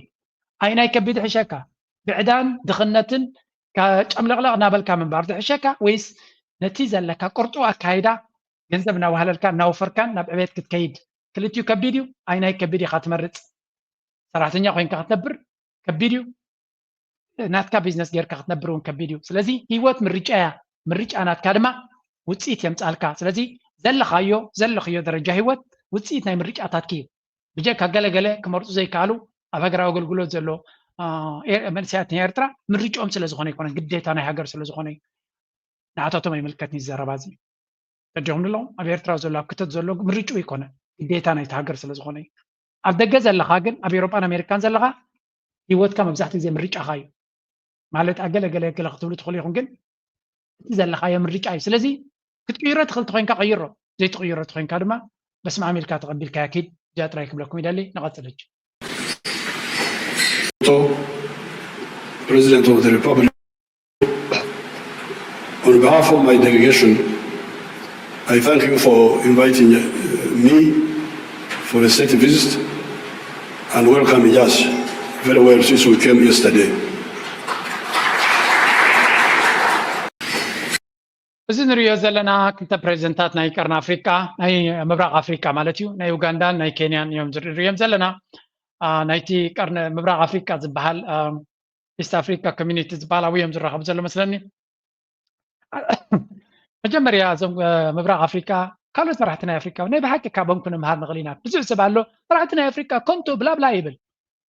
ቀዳማይ ሃገሮም ሰላም የንብሩ ኣለዉ እዞም ሃገራት እዚኣቶም ብፍላይ እዚ ዩጋንዳ ኢልካ ኬንያ ክንድልየትካ ዲሞክራሲ ናቶም ወላ ብልሽውና ናቶም ከም ድልየትካ ክትዛረበሉ ትኽእል ኢኻ ግን ኣብ ናሕትሕቶም ኩናት የብሎምን እቲ ዝኸፍአ ዞባ ናይ ቀርኒ ኣፍሪካ መን ይፈልጥኩም ኣሎ ናይ ኣፍሪካ ቀርኒ ኣፍሪካ እቲ ዝኸፍአ ካብ ኩናት ዘይዕርፍ ሞትን ስቃይን ሽግርን ዘለዎ ኣባና ውርድ ኢልካ እዞም ምብራቕ ኣፍሪካ ውጋ ኣይፈልጥዎን እዮም ብዙሕ ሽግራት ኣለዎም ውግ ግን ኣይፈልጥዎን እዮም ሽግራቶም ኣብ ጣውላ እዮም ኮፍ ኢሎም ፈትሑ ዝፍትኑ ኣብዚኣ እናተዛረበ እንታይ ይብል መሲልኩም ዩዌሪ ሙሰቪኒ ሓንቲ ብናልባት ከስማዓኩም እየ ሰጥራየ ከስማዓኩም ደልየ and welcoming us very well since we came yesterday. I don't travel so much. However, for the regional meetings, East African meetings, I cannot miss any meeting. And I've made this very clear in writing. I've told everybody, United Nations, I've got my young people, they travel, they go there, all these meetings, but East Africa, I will miss no meeting. Why? This is because this is our primary area of interest. እንታይ ብላ ኣለስከ ብሕፅር ዝበለ ኣብ ኣኼባታት ብዙሕ ኣይከይድና ኢሉ ናይ ዩኤን ድዩ ናይ ኣፍሪቃ ድዩ ናይ ገለ ክኾን ከሎ እቶም ንኣሽቱ ፖለቲከኛታት ናትና ንዑም ኢና ንሰድዳዊ ኢሉ ብሪክስ ድዩ ዋላ ጅን ዕፍሪት ኣይከይድና ኢሉ ሳሕቲ ዝኸይድ ናይ ቀርኒ ኣፍሪቃ ናይ ምብራቕ ኣፍሪቃ ርክብ ክኾን ከሎ ኩሉ ግዜ ብኣካል ክኸይድ ኣለኒ ስለምንታይ እዚ ንዓና ንቁጠባናን ንህላወናን ኣገዳሲ ስለዚ ሓንቲ ኣኼባ ናይ ምብራቕ ኣፍሪቃ ኮሚዩኒቲ ዝግበር ኣኼባ ኣይሕልፍኒ ኢሉ መራሒ ድማ ኮሚን ክብል ዝግብኦ ናይ ዞባኻ ቀዳምነት መጀመርያ ምስ ጎረባብትኻ ኢኻ ፅቡቕ ሂወት ከልወካ ዘሎ ሰናይ ጉርብትና ምስ ሃነፅካ እዩ እቲ ካልእ ናይ ዓለም ዲፕሎማሲ ዝሰርሕ ኣብይ ኣሕመድ ኣብ ኩሉ ናይ ዓለማት ክኸይድ ደሊ ምስ ጎረባብቱ ምስ ኤርትራ ምስ ሱዳን ምስ ኢትዮጵያ ምስ ኩላቶም ምስ ሶማልያ ምስ ጅቡቲ ምስ ኩላቶም ሽግር ኣሎ ወላ እኳ ኣክት ክገብር ክራኸብ ዝፍትን እንተኾነ ሽግር ግን ኣሎ ስለዚ መጀመርያ ናይ ጉርብትናኻ ሰናይ ነገር ክትገብር እንተትፍትን ዝበለጨ እዩ እናበለ ይዛረብ ዘሎ እዚኣ እውን ከም ሓንቲ ኣብነት ከም ሓደ ዓብይ ፖለቲከኛ ናይ ኣፍሪካ ብዙሓት ሰባት ሼር ክገብርዋ ንርኢ ኣለና ድሓን ንቐፅል ሕጂ ናብቲ ናይ ዞባና ዘሎ ሕንፍሽፍሽ ክምለስ ኢና ትሞክሮ ይሆናል አሁን ቴክኖሎጂ አለኝ ምናምን ሂድና መልስለት ለኤርትራ ፕሬዝዳንት ኢሳያስ ነግረዋል እኮ በደንብ አድርጎ ጨቅላዊ አስተሳሰብ ነው ጨቅላዊ እርምጃ ነው እንደዚህ አንቁር ማለት ማጥፋት አይን ማጥፋት ነው ዝም ብሎ በቃ ጠሽ አድርጎ እንደዚህ አይነት ቴክኖሎጂ አለኝ 3500 ኪሎ ሜትር የሚምዘገዘግ ሚሳኤል አለኝ ምናምን ይላል አለ በተዘዋዋሪ ምንድን ያለ በተዘዋዋሪ በአንደበቱ አልነገረም ፕሬዝዳንቶች እኛ በኩልስ ምን እንዳለ ታውቃለህ ወይ ነው ምን እንዳለ ታውቃለህ አንተም ሀገር ነኛም ሀገር ነን በእንደዚህ የሚንበረከክ በዚህ የሚደነግጥ 130 ሚሊዮን ነኝ ይያልክ ለምን 180 ሚሊዮን አትሆንም ሲል ለምን አትመልስም ብሓፈሻ ስታሊን ድማ ነታ ናይ ፕሬዚደንት ኢሳያስ ዳርጋ መብዛሕትኦም ኢትዮጵያውያን ነቲ ጉዳይ ናይ ኤርትራ ካብ ስታሊን እዮም ሰምዕዎ ዘለዎ እቶም ኣምሓርኛ ዝሰምዑ ዝዛረቡ ቻነላት ናይ ኤርትራ ብዙሕ ስራሕ ይፅበዮም ከም ዘሎ ክንፈልጥ ክንክእል ኣለና ኢሚድየትሊ ናይ ኤርትራ ፕሬዚደንት ኢንተርቪው ምስ ገበረ ከምዚ ንሕና ላይፍ ወፂና ብትግርኛ ኮመንተሪ ክንገብረሉ ንፍትን ናይ ኣምሓርኛ ቻነላት ናትና ኢሚድየትሊ ወፂኦም ሪኣክት ክገብሩ ይግባእ ምክንያቱ ስታሊን ዝገብሮ ሪኣክሽን ብዙሕ ሰብ እዩ ዝከታተሎ ስለዚ ስታሊን ኢትዮጵያዊ ትግራዋይ ዝገብሮ ዘሎ ድማ ፅቡቅ ዝኾነ ስራሕ እዩ ሓቂ ንምዝራብ ንኣቢ ይኹን ኢትዮጵያውያን ቤላ ገይሩ በቲ ዝስምዖም ቋንቋ ገይሩ ዘላህዮም ግን ዋላ እኳ እናኾነ ከሎ እቲ ኩነታት ግን እንታይ ዝብሎ ዘሎ سياسة كم اللي سلكها بريزنت سياسة كم اللي سلكها تهديد اللي كان بريزنت سياسة كذا ملوس له مغنياته كل نجار على نيل كتعبال لها سوتي لك الله ناتكا درونات يخون ناتكا قال ملي هنا أنت يلا ناخذ تفلد عليوها نماني خابهم خاطر فراره لك الله نابله إذا زربازيا أي توحد تلو من الله الجيجن حدش على فتي رمالو هاي أبك هدرتات حدش على سويه ولا يتهلا كده برسالي ما صورنا በቅርብ ቀን ራሱን ኤርትራ ያገኛሉ ተስፋ አደርጋለሁ ኢትዮጵያ ውስጥ ማን እየቀዘናችሁ የምትኖሩ አይመስለኝም ኤኒዌይስ የዲዲአር ጉዳይ በጣም አደገኛ እንደሆነ የዲዲአር በተለይ ጦር መሳሪያ ቀብረን ደብቀን ቆይተን የታባክ ምንም አታመጣ ብለው ይዘው መውጣታቸው ያዩት የአፍሪካ የዚህ የዲዲአርን ጉዳይ ዋና ቁጥጥር ብዛዕባ መን ይዛረብ ዘሎ ብዛዕባ ታደሰ ወረደ ትማል ኣብ ጎኖም ገይሮም ታደሰ ወረደ ምስ ኣብ ዝኸውን መሲልዎም ይጀናጅንዎ ይውዕሉ ነይሮም እቲ ጉዳይ ግን ሕጂ ፋሕ ኢላ ታደሰ ወረደ ስዋዓት ኮይኑ ይብሉለው ህወሓት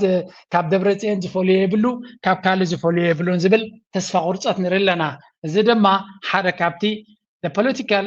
landscape is changing very fast ካብቲ ንሶም ዝደልይዎ ንላዕሊ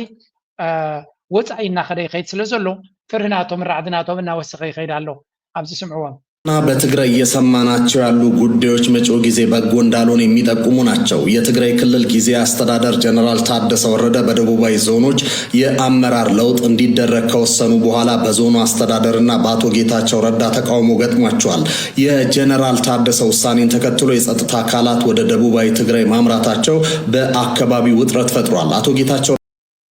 بعفش أنت يمزبل زلوتي دبوب تجراي زبالة بترايان كبابن زنبرة محداري نتي كابسلتان كاتألب خالك أنت كاينا عن خادمة أبزنا فدرال كالبوتاك نبكاينا زبل وكم زنا تقول دروتي بوغن رايا زلو بوليتيكاوي كلاس ناي تجراي أبي أدماي قبر كم زلون أجرجر يسمع كم زلون نرزلنا سلام أو سلفن أجرجر وني كهات كم زلو يزن جراب سمعوا تبع عمت مولع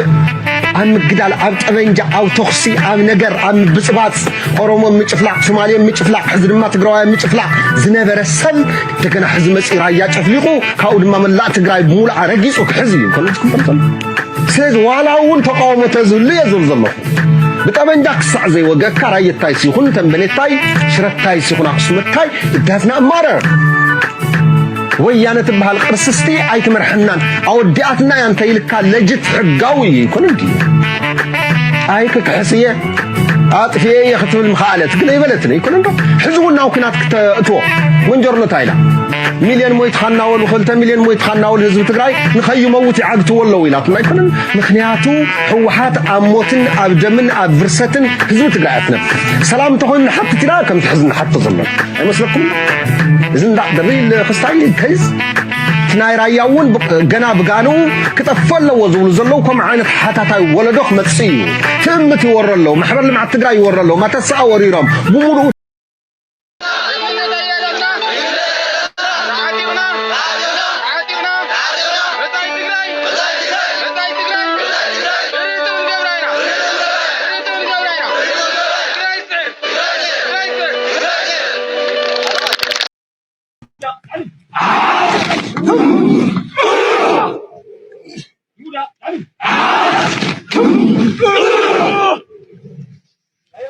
እናንተ ክብራችሁ መጠበቅ አለባችሁ ወታደር መሆን አለባችሁ ባያድላችሁ ነው እንጂ የትኛውም ካድሬ እናንተ ሩባ ያክልም ብዙ ይነግራችሁ እናንተ ክብራችሁ መጠበቅ አለባችሁ አቢ አህመድ ድማ ነዚ ቶም ካድረታት ናቱ ነዚ ሸርክ ገብሩ ይውዕልሎ ምክንያቱ ናይ ትግራይ ሓይሊ ወታደራዊ ዓቕሚ እና ዓብየ ንሓየለ ይኸይድ ኣሎ እዮም ዝብሉ ዘለው እዚ ድማ ሓደ ካብቲ ራዕዲ ፈጢሩሎም ዘለውን ዓብይ ኣዘራረባ ኣርእስቲ እናኾነ ዝኸይድ ዘለውን ነቲ ብርሃን ጁላ ኣብ ዕፅዋ ኼባ ኢልዎ ተባሂሉ ብየማንን ፀጋምን ዝውረ ዘረባ ድማ ብዙሕ ግዜ እዮም ሸር ዝብልዎ ዘለው ለቀንላችሁ ወጣን ተከልክላችሁ መጣችሁ መከራ ወረደባችሁ ይበቃል አሁን ወደ ድርድር ተመለሱ አላችሁ ከሰሜን ሸዋ ትግራይ ከገባችሁ በኋላ አሻፈረን ብላችሁ 12 አርሚ ገንብታችሁ እንደገና ሶስተኛ ዙር ስተሰራችሁ በኋላ በስምምነቱ መሰረት ስምምነቱን መተግበር አለባችሁ የደበቃችሁትን ታንክና መድፍ ማስረከብ አለባችሁ ኢትዮጵያ ውስጥ ታንክና መድፍ የታጠቀ ክልል የለም ትግራይ የፌደሬሽን አካል ነው ትግራይ ታንክና መድፍ ማታጠቅ የሚችለው የተገነጠለ ቀን ነው ለመገንጠል ደግሞ ጉልበት አያስፈልግም አሰራር ህገ መንግስት አለ በዛ ሂዱ ከምሪዮ ዘለና ንትግራይ ንጹር ዝኾነ መልእኽቲ ከም ዝሃቦምን በብዙሓት ኢትዮጵያውያን ድማ ፍልይ ዝበለ ሪኣክሽንስ ዝግበረሉ ዘሎ ኩነታት እዩ ዝበሃል ዘሎ ምክንያቱ ትግራይ ክትግንፀሉ ተደሊኹም ዝኸልከለኩም ሓይሊ የለን ክትምርቀፉ ትኽእሉ ኢኹም ኢልዎም ብግልፂ እዚ ንዓኻትኩም ንዓግት የለና ንሕና ናይ ግድን ክንከይድ ኢና ዝብል ሕልሚ እንተለኩም ብረትኩም ታንክን መድፍዕን ኣረኪብኩም ጥፍኡልና እዩ ዝብሎም ዘሎ ስለዚ ኣብ ትግራይ ዘሎ ቀውሲ ብመንገዲ እቲ ናይ ፌደራል መንግስቲ ወይ እውን እቲ ናይ ዓቢ ወታደራዊ ሓይሊ ብፍሉይ ዓይኒ ይጥመት ከም ዘሎን ትግራይ ድማ ቀጻሊ ከምዚ ወታደራዊ ኮማንዶ ዲ ወታደራዊ ሓይሊ ዲ ወታደራዊ ዓቕምናቱ እናሰልጠነ እናመረቐን ይኸይድ ከም ዘሎን ብፍላይ ብመንገዲ እቲ ጁላ ዝተባህለ ድማ ብረትኩም ኣረኪብኩም ሲ ክትግንፀሉ ትኽእሉ ኢኹም ዝበሎም ንኻልኦት ኢትዮጵያውያን እንታይ ትርጉም ኣለዎ ንዝብል ኣብዚ መሳይ መኮነን ዝበሎ ስምዑ ተባረሩ ህወሓት ደብረ ሲና ሲደርስ ፈርጥጠው ከሀገር የወጡ በማለት የዘለፏቸው መሆኑንም ለማወቅ ተችሏል። በእነዚህ ሁለት ባለስልጣናት ዙሪያ ያዘጋጀው መሰናዶ ነው ቀጥለን የምናቀርብላችሁ ከዘውትር ተሳታፊያችን ጋር በመሆን የሁለቱን ሰዎች ንግግር እንፈትሻለን። በጣም ነው ማመሰግነው። እንግዲህ እንጀምራለን። በጣም አስገራሚ ነው። ገኛ አይሆንም ሀገር እንዳትፈርስ ሰራለው የሚልን መከላከያ ሰራዊት የሚመሩ ሰው ስለ ሀገር መፍረስ በዚህ ደረጃ አደባባይ ወጥተው መናገራቸው ብሓፈሻ እቶም ብወገን ኣምሓራ ዘሎ ነቲ ናይ ትግራይ ሓይሊ ከጠርዝዎ ወይም ትግራይ ንክትግንፀልሲ ኢትዮጵያ ፀገም ከም ዘይብላ ወይ እውን ክትፍለዩ እንተደሊኹም ሲ ኣባኻትኩም እምበር ኣባና ኣይኮነን ዝእንፍት ዘረባ እዮም ዝዕረቡ ዘለው እቲ ካልእ ክፋል ናይ ኢትዮጵያ ኸዳ እንታይ ክኸውን እዩ ክልል ሶማል ንኣብነት ኩሉ ግዜ ሃገር ክኸውን እዩ ዝደሊ ዓፋር ዘሎ ክልል ሃገር ክኸውን እዩ ዝደሊ ኦሮሞ ዝበሃል ሓይሊ ሃገር ክኸውን እዩ ዝደሊ እቲ ቀደም ነታ ኢትዮጵያ ትበሃል ዝደለያ ዝነበረት ኣምሓራይ ጥራይ እዩ ኣምሓራይ ካሎሚ ቀቢፅዋይ ዳርጋ ንሱ እውን ኣብቲ ናቱ ቃልሲ ወላ እኳ ናይ ኣምሓራ ሃገር ክንሃንፅ ኢና እንተደይበለ ወይ ነቲ 4 ኪሎ ዘሎ ስልጣን ክቋፅሮ እዩ ዝደሊ ተደየለ ድማ እሱ ናቱ ሃገር እዩ ዝደሊ ስለዚ እዚ ነገር እዚ ናበይ ገፁ ክኸይድ ይኽእል ንዝብል ብኩሉ መንገዲ ከሸራሽርዎ ዝውዕሉ ዘለዉ ዘረባ ኢና ንርኢ ዘለና ኣብ መወዳእታ ድማ ኣብ መንጎ እዚኦም ሓይልታት ዝግበር ዘሎ ብፍላይ ህዝቢ ኢትዮጵያ እቲ ካልእ ዓሌታት ብጀካቲ ናይ ኦሮሞ ማለት እዩ በዛ ዓይኒ እዩ ዝጥምቶ ዘሎ ነቲ ኩነታት ኦሮሞ ነው። የአዲስ አበባ ከተማ አስተዳደር ከንቲባ ኦሮሞ ነች። የኦሮሚያ ፕሬዚዳንት ኦሮሞ ነው። የኢትዮጵያ ኢታማጆር ሹም ኦሮሞ ነው። እነዚህ 4 ሰዎች እንኳን አንድ ምላስ ነው ያላቸው። ከፍተኛ ጥላቻ የተሞሉ ለአቋማቸው ቀን የሌለው በቃ በሰዓታት ልዩነት አቋማቸውን የሚቀያይሩ ትናንትና የተናገሩትን ዛሬ ደምስሰው ምንም እንዳልተፈጠረ አድርገው ያንን ተቃውሞ ከም ትሪእዎ ዘለኹም እቲ ኣገዳሲ ፖለቲካዊ ክላስ ወይ እውን ከተማታት ናይ ኢትዮጵያ ይኹን ናይ ኦሮሚያ ናይ ወታደራዊ ዓቕሚ ፕራይም ሚኒስተር ኣማኸርቲ ኩሉ እቲ ኪ ፖስት ዝበሃል ደቂ ኦሮሞ እዮም ሒዞሞ ዘለዉ ኣብ ውሽጢ እቲ ኦሮሞ ንባዕሉ ነፍሱ ዝኻለ ባእሲ እንዲ ዘለዎም ሕጂ እንዲ ብብዝሒ ብዛዕባ እውን ዝስረብ ዘሎ በቲ ኮይኑ በቲ እቲ ካልእ ህዝቢ ግን ወላ ሓንቲ ኣብቲ ፖለቲካ ናይ ኢትዮጵያ ብፍላይ ኣብዚ ብልፅግና ዝበሃል ተራ ዝፃወት ውሑድ እዩ ዘሎ ኣምሓራ ኣፍኮርስቲ ታየ ኣጥቀስላሴ ዝበሃል ሽማዊ ፕሬዚደንትነት ዘለዎ ከምኡውን ምክትል ፕራይም ሚኒስተር ዝበሃል ተመስገን ጥሩነህ ዝበሃል እዚኦም ተወለቲ ኣምሓራ ክትብሎም ትኽእል ኢኻ ግን ሽማዊ ስልጣን እምበር ኣገዳሲ ስልጣን እውን ኣይኮነን ዘለዎም ስለዚ እቲ ኪ ኣገደስቲ መፋትሕ ዝበሎም ቦታታት በኦሮሞ እያ ትሒዝዎ ዘሎ ነታ ሃገር ኦሮሞ ንምኽፋት ዘድልዮም ነገር ድማ ቀፃሊ እናገበሩ ይኸዱ ከም ዘለዉ እዩ ዝንገር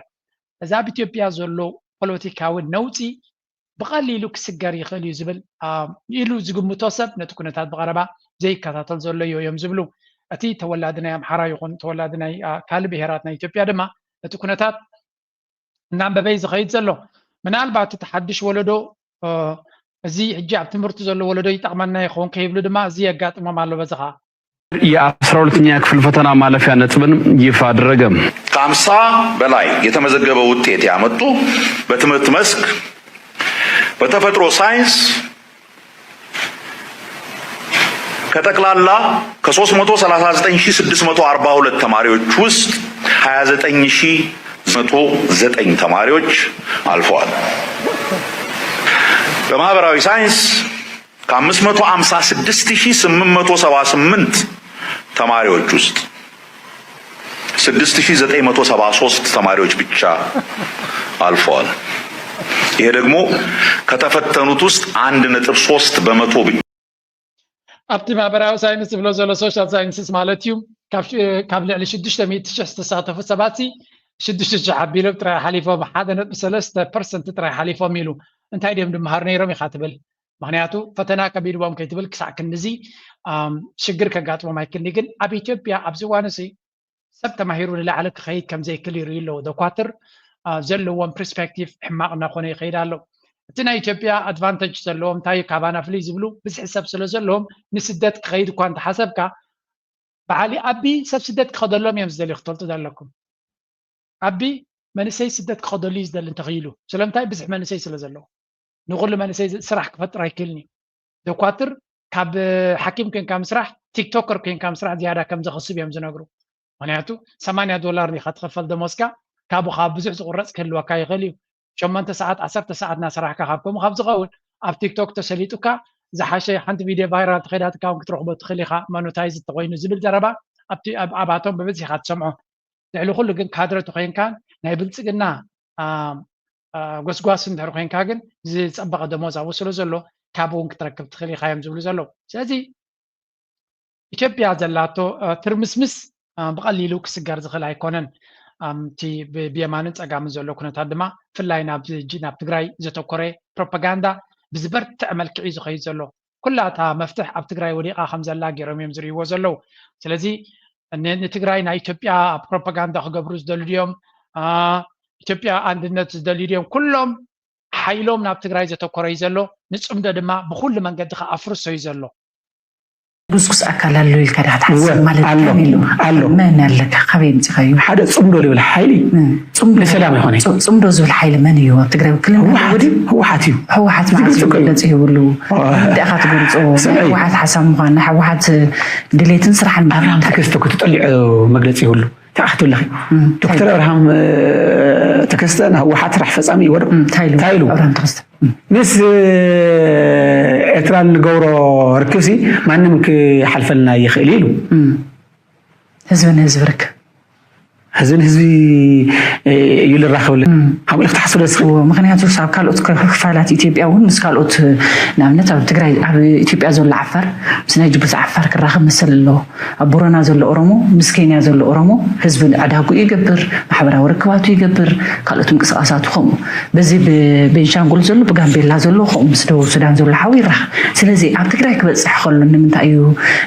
ንኩናት መላዓዓል ተገይሩ ዝቁፀር ዘሎ ብስርኸ ኣብ መንጎ ህዝብታት ትግራይ ኤርትራን ዝግበር ርክብ ንህዝቢ ትግራይ ይረብሕ ንልካ ዳ ክትሓስብ ድሓር ዳስኻ ትግራዋይ እውን ኮይንካ ንትግራይ ረብሓ እውን ንቃለስ ኢና ትብል ኮይንካ ከም ውድብ እውን ኣይርባሕን ድዩ ህዝቢ ትግራይ ተሰሉ ትወድ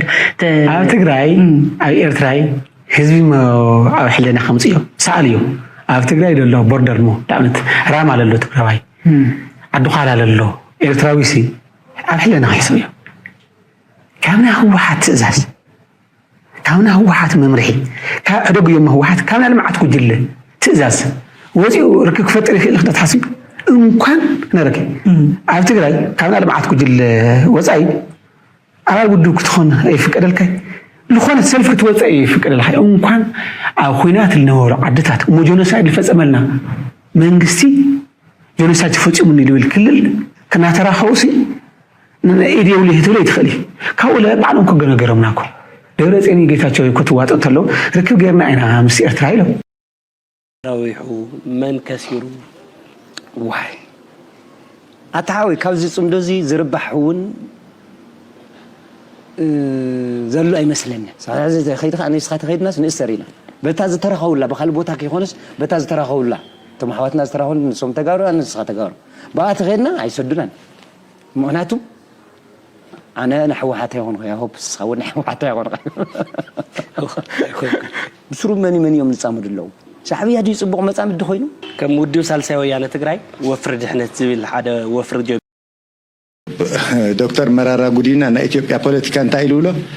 ናይ ቡዳ ፖለቲካ ይብሉ ባዕሎም ሰዲዶም ኻስ መሊስም ባዕሎም ጸድፈዋ እዚ ይቀበል እዚ ካልት ትግራዋይ ማለት ተጋሩን ኢትዮጵያውያን ግን ተፈላለይና ሓደ ይኮና ምስ ኢትዮጵያ ዝብርስም ባእሲ የብለይን ኣነ ምስ ስነ ሓሳብ እዩ ድሕር ደጊም ህዝቢ ትግራይ ሲ ንደቡ ኣንፈስ ዝገብሮ ቃልስስ ንክልተ ነገር ክኸውን ኣለዎ ኢለ ይዛምን ንፍትሕን ንመልካብ ጉርምትናን ጆኖሳይድ ዝፈፀመልካ ዓዲ ተዓብተ ኮይንካ ወይ ተጋጊኻ ካሊእ ዓዲ ይመስለካ ኣሎ ወይ ተቀቢልካያ ናብ ዓልካ ጉዳይ እዩ እቲ እንኮሮብሓ ህዝቢ ትግራይ ክረጋገፅ ዝኽእል ኣብ ናይ ትግራይ ሃገርነት እዩ እዩ ገና ንእሽተይ ዝነበሩ ውትድርና እቲና ገሊኦም ተሰንኪሎም መቸም ኣብ ትግራይ ዘሎ ፖለቲካዊ እንታይ ይኽብሎ ዝኽእል ፖለቲካዊ እንዳረ ዲና ክንብሎ ጽላለ ዲና ክንብሎ ወላ ዓጀውጀው ዲና ክንብሎ እታ ክልል መመሊሳ ትመውት ንሳቶም ግን መልክዖም እናቀየሩ ክዳውንቲ እናቀየሩ ስቴጅ እናቀየሩ ማይክሮፎን እናቀየሩ ኣብ ሚድያ ወለል ክብሉ ውዕሉ ለው ሃገር ግን ኣበይ ገጻታ ክልል ግን መዓልታዊ እናተደቕሰት ትኸይዳላ but this is their thing እጅን መለስና ብሓደ ካብቶም አንቂዱ ተበጊሱ ዘሎ ለንቀነ አንተ ሓደ እንታይ ክብል ሰሚዐ እዚ ቅድም ሰራዊት ኤርትራ ካብ ኩሉ ቦታታት ይልቀቑ ክብል ሰሚዐ ነሰብ ዝሕጂ ኣነ እምቢ ኣይንወፅእን እንተበልኮስ እንታይ ኮን ምግበረ ኢለ ድማ ይሓስብ ተመልከት በል ክነግረካ እንታይ ከም ዝገብር ንዓይ ዝብለን ዘሎ ክነግረካ እምቢ ኣይንወፅእን እንተልካ ተደኪርካ ትወፅእ እብለካ ተደኪርካ ትወፅእ እብለካ ክደግሞ ሸውዓተ ሕጉም ይመስክር ታው ትገብር ዲኻ ወፂኻ ንጽድቅ ዲ ወፂ መሲልዎ እምቢ ኣይንወፅእ እንተልካ ተደኪርካ ትወፅእ ሒዙ በኣፍካ እኮ ዓዊልካ ብዙሕ ክትዛረብ ትኽእል ኢኻ በኣፍካ ክድክር ትኽእል ነርካ ተትኸውን ብቐደም እውን እኮ ዝኸልከለካ ሓይሊ ነበረን ሕጂ እንታይ እዩ ትጸገም መጀመርያ ኣወል ስዒድ ደጊምና ደጋጊምና نزي سبزي كابز جبون العلي respect تبص لزلقات بقسم معنا ونيلن حكنا مزراب the guy just has a YouTube channel سلام تايمز قد رسول زلواني دانني أبقل سبات تمركز زخيت أمدو كلية بلون وكتبعي أنا ناتي مردارها كوميو ثم زلوا سبات أخلات يوم نتزي أي دقة سب أي تقدر سلو just move on كبلا كايدا اللي نايزي سب الزقن دحان دكيركا كتقبر تخل نيركا تتخون ملحس نويح كم زلوكم بعافكم بزح كم تقبروا ريناينا بزح حديكا بزح ترعر عيلكا بزح تزاريكا زمت أخيانا قرقن يلا لذي من البعض أول سعيد كم ترى يوتيوبر أكتز اللي زقبر زلو يوم دفرج وصغول زلو قال يا حنتا بزياس تزارب أخنا قربكم أنا نحي قربون حوسي أسحقات النوم كبلا يخليها بزي سمو واسكن تايب لالله ناي شعبية حسب دغين حدا شعبية دقيمهم كحسوا لا خلوا قوم زي زبل ناي كركر عينة صيكا من سي من سق عينة ون تنقق قبال خلوا ازيو صحفت وهيوكا ريهرس غير كامتيها ريهرسال غزي هاليوكا وهيوكا ررنا نقف صحفهم بيوكا نتقعنا نسحقا منامن كم زي يكونن بوليتيكا يكونن نا سمينا كالنا مجمريا يا ريت نسخاون صحفي بكاد زنبب صحف حليكا دربها كمان متحز محلو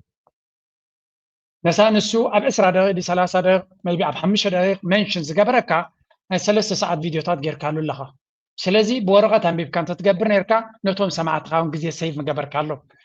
اذا حجي اول سعيد اتنشن سلازهبكا you become kind of relevant تخينكم الله اذا حسبت الله انا بزي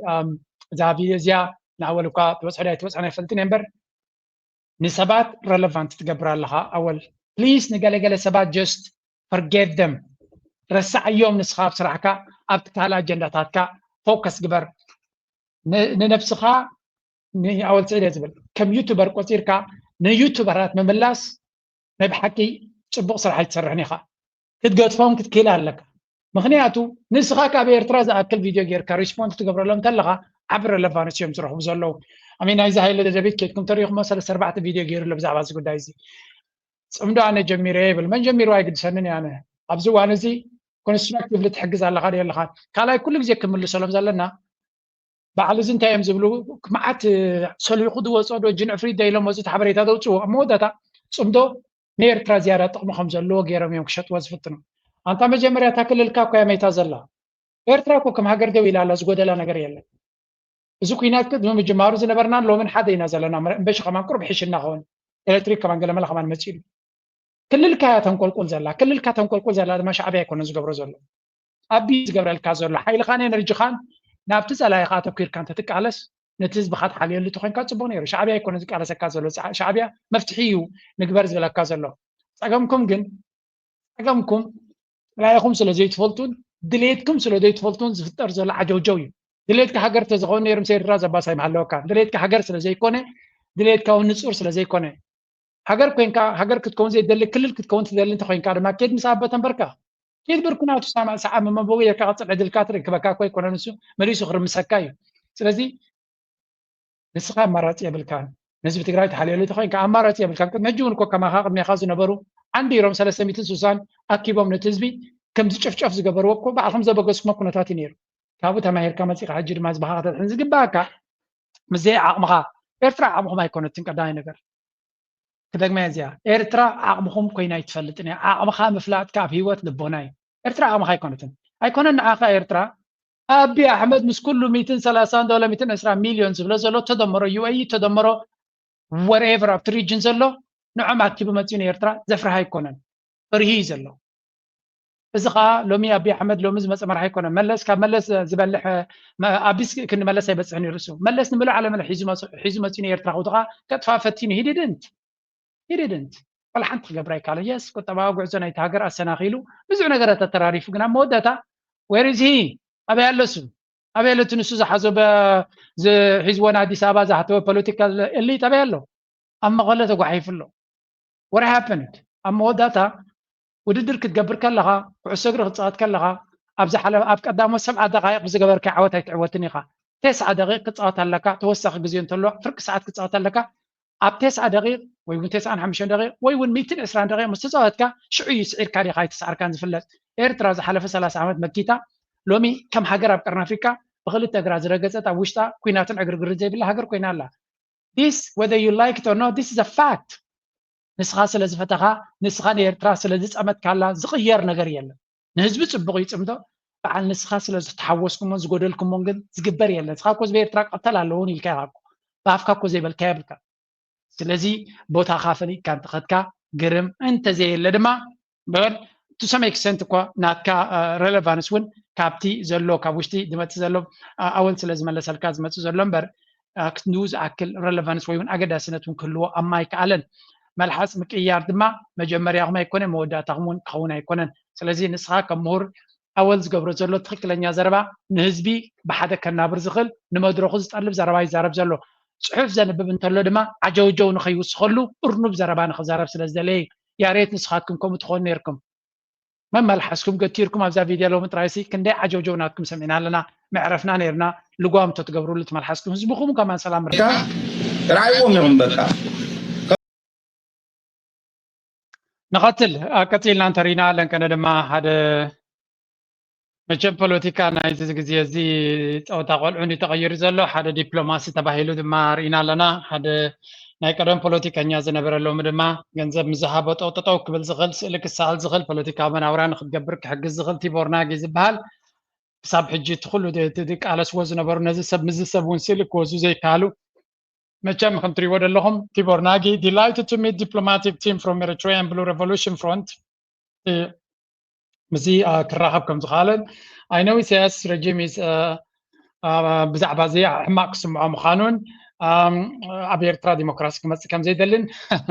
thank you my friend بس هذا ديمقراطي كتم سألنا كباها كبعال كما خاز مس ديمقراطي كينو حصوري بال having been in a similar group while Hungary was under communism I hope their goals come about like ours did بحفش أنت يزبل زلو أبي إرترا ديمقراطي نخمت يزت حبابر زلو يزبل ملو معلتنا أبي بروباغندا نأبي أجندة كساسة زوال زلو أب سوماليا دما معلتاوي نمنجسي سوماليا نتنا فدرال منجسي نمودا ليتم معلتن ويكبل زوال زلو هذا أبرغانو زي يقولوا بوليتيكانيا مزياتهم دويلا بز حلفة مستي ناي دقة زلو بريزنت استبهله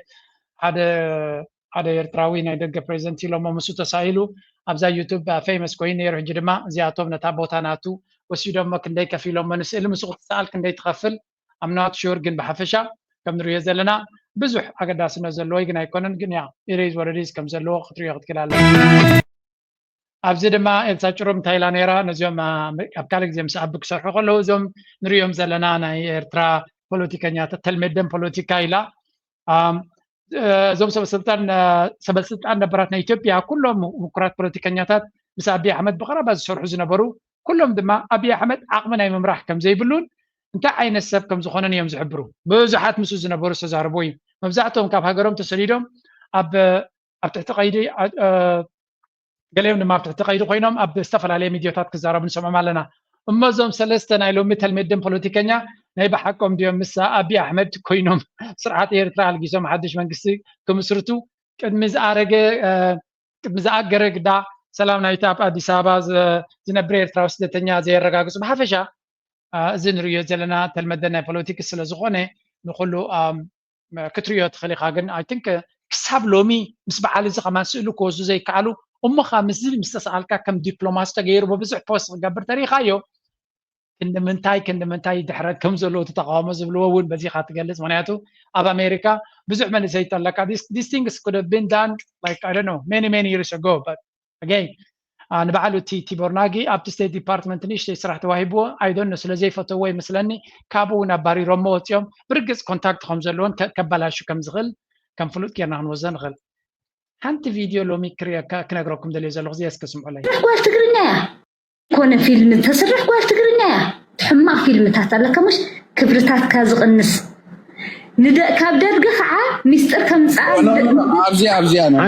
حنسا ميكي أوداي حنسا ندرجي مس درجي دك اسكن مستر نايدرج مسالنا زتبهاله دك تكريناين دعلم تزاريوم لو تايبلو ندرج زطفانا يبغالاتينا يلو مستر نايدرج نخمس عسي كبرتات نايدتاتهم زهاويو حجسي نايدتاتك خبر خشيت زفقات كاسي ناينا كبر داي خطقاليسكا ناينا سبكو كقالت ناصنتكم خبرتاتيو أخوات دق تقرينا نمسدرك اختدقس زي حفركاس كمين ناينا ناصنت سلازي ازيهم يوم نحوحاتن هقدفن كبرتاتنا أدتا تقرينا مس جنرالات درق زادقسيهم بقلصي بعلم كعا خوري عم يزاربوا له تسب كعا بقى يسمعهم ينجبجب عفارقن مسدرق زدقسات مستر كتمصلم يلان زي قيح مسمر سلازي فولطوا اي تحسون يوم نسون فاهم غيرو نتم باراي عفا مسኦም مسرحهم انصر تعافر عطوم كم زفتحو غيرهم بزح غيرهم يوم ترديكاله ግን አበጓላትና አሰውትና አበጓላትና ዘለዎ መራአያ ስለዝፈልጡ እዚ አኽ ጥሕሳ ህግደፍ አይካለን ወላ ሕውሓት ኣብ ናይ ትግርኛ ግን ጥሒሶሞ ኣትዮም በንጢሶሞ ና ኩሉ ቀይሕ መስመር ኩሉ ወፂሖሞ እዮም ናትና ግን ገለገለ ቀይሕ መስመር ዘይሰ እዛ ጓል ኣብ ተፈላለየ ከሞ ዓጀውጀው ክትብል ሰምዓን ድየ መጀመርያ ሓደ ግዜ እቲ ካልእ ብሄራት ኣነ ሓደ ካብቶም ካልኦት ብሄራት ስለዝኾንኩ ብዙ ጊዜ ህዝቲ ናይ ትግርኛ ፖለቲካል ኤሊት ወይ እውን ሚዲያ ኩሉ ጊዜ ነቲ ካልእ ብሄራት ክፀቅጥ ዝኽእልን ክድምስስ ዝኽእልን ከም ዝኾነ ክዝረብ ትሰምዕ ኢኻ ክንድቶም ትግርኛ ነቲ ካልእ ብሄራት ዝጓየየሉ ከሎ ዶ ኣሚን እዚኣ ሕጂ ጓል ዓፋር እያ ትበሃል ኣበይ ናይ ክፋልያ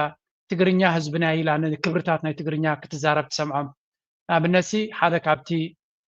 عبد كبرك وهابوز باقد لنا يرترا تنتقادلتي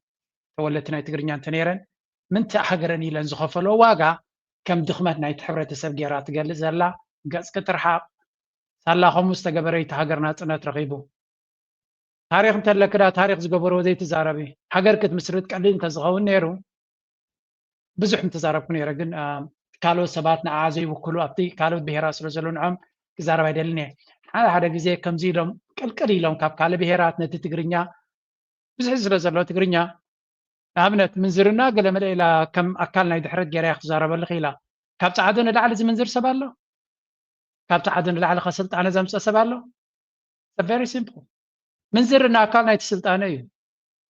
سلت أنا خمت أخرله بحد من جديد راح يكون زمت بخل من جديد مت unfortunately المسلت أنا حمق بهرياتوني متسي سلازي هذا حبرتسب بتوم وحدات على السوشيال ميديا زموتو اغرغرز غبراي كون كانتريو يس تولت تغرينيا بزو عجوجو زارب سبات الله تابኦም ዝበዝሑ ግን ኤርትራ ከም ሃገር ንኽትሉ ዝሰርሑን ዝዛረቡን ካለው ነዚያቶም ካብ ክብሪ ክትብ ክትክራ ኣለካ ሓንቲ ከም ዓተር ጥሪ ኢላ መፅያ ነቲ ዘሎ ብኮታት ተጠቂማ ኩሉ ግዜ ከምዚ ርየ ካብ ብሌንዲ ካብ ጋለ መፅኦም ነቶም ትግርኛ ክወራ ዘይብሎም ዝፍትኑ ኣለው መጀመርያ ህዝብኻ አንቅሕ وصا ميديا لكارو تا بلاتفورم يبك زلكو تغرينيا ودي تغرينيا كوي بلاتفورم يبك زلو ناتك بلاتفورم هانيسكي نهزب خانك مجمريا انا ابزينا يكال بهرات كبر لاني تشعت بهرات حزب ኤርትራ لكن حدا ግዜ ካብቶም ትግርኛ ተዛረቦ ይቃወም ያን ሓድነትና ኤርትራ ኩሉ ለግን ሓደ ግዜ ዘይ ነዛረቦ ግን ካብቶም ካልኦት ብሄራት ውጪ ኢልካ ነቲ ናይ ትግርኛ ሞራል ንምህራም ዝግበርካ ማዕርዩ ኣድረስ ክንገብረለና ፌርነስ ይባል ድማ ኣብዚ ዝረአ ትግርኛ ተጋግዮም ውል ካመፂኻ ኩልኻ ተዛረብ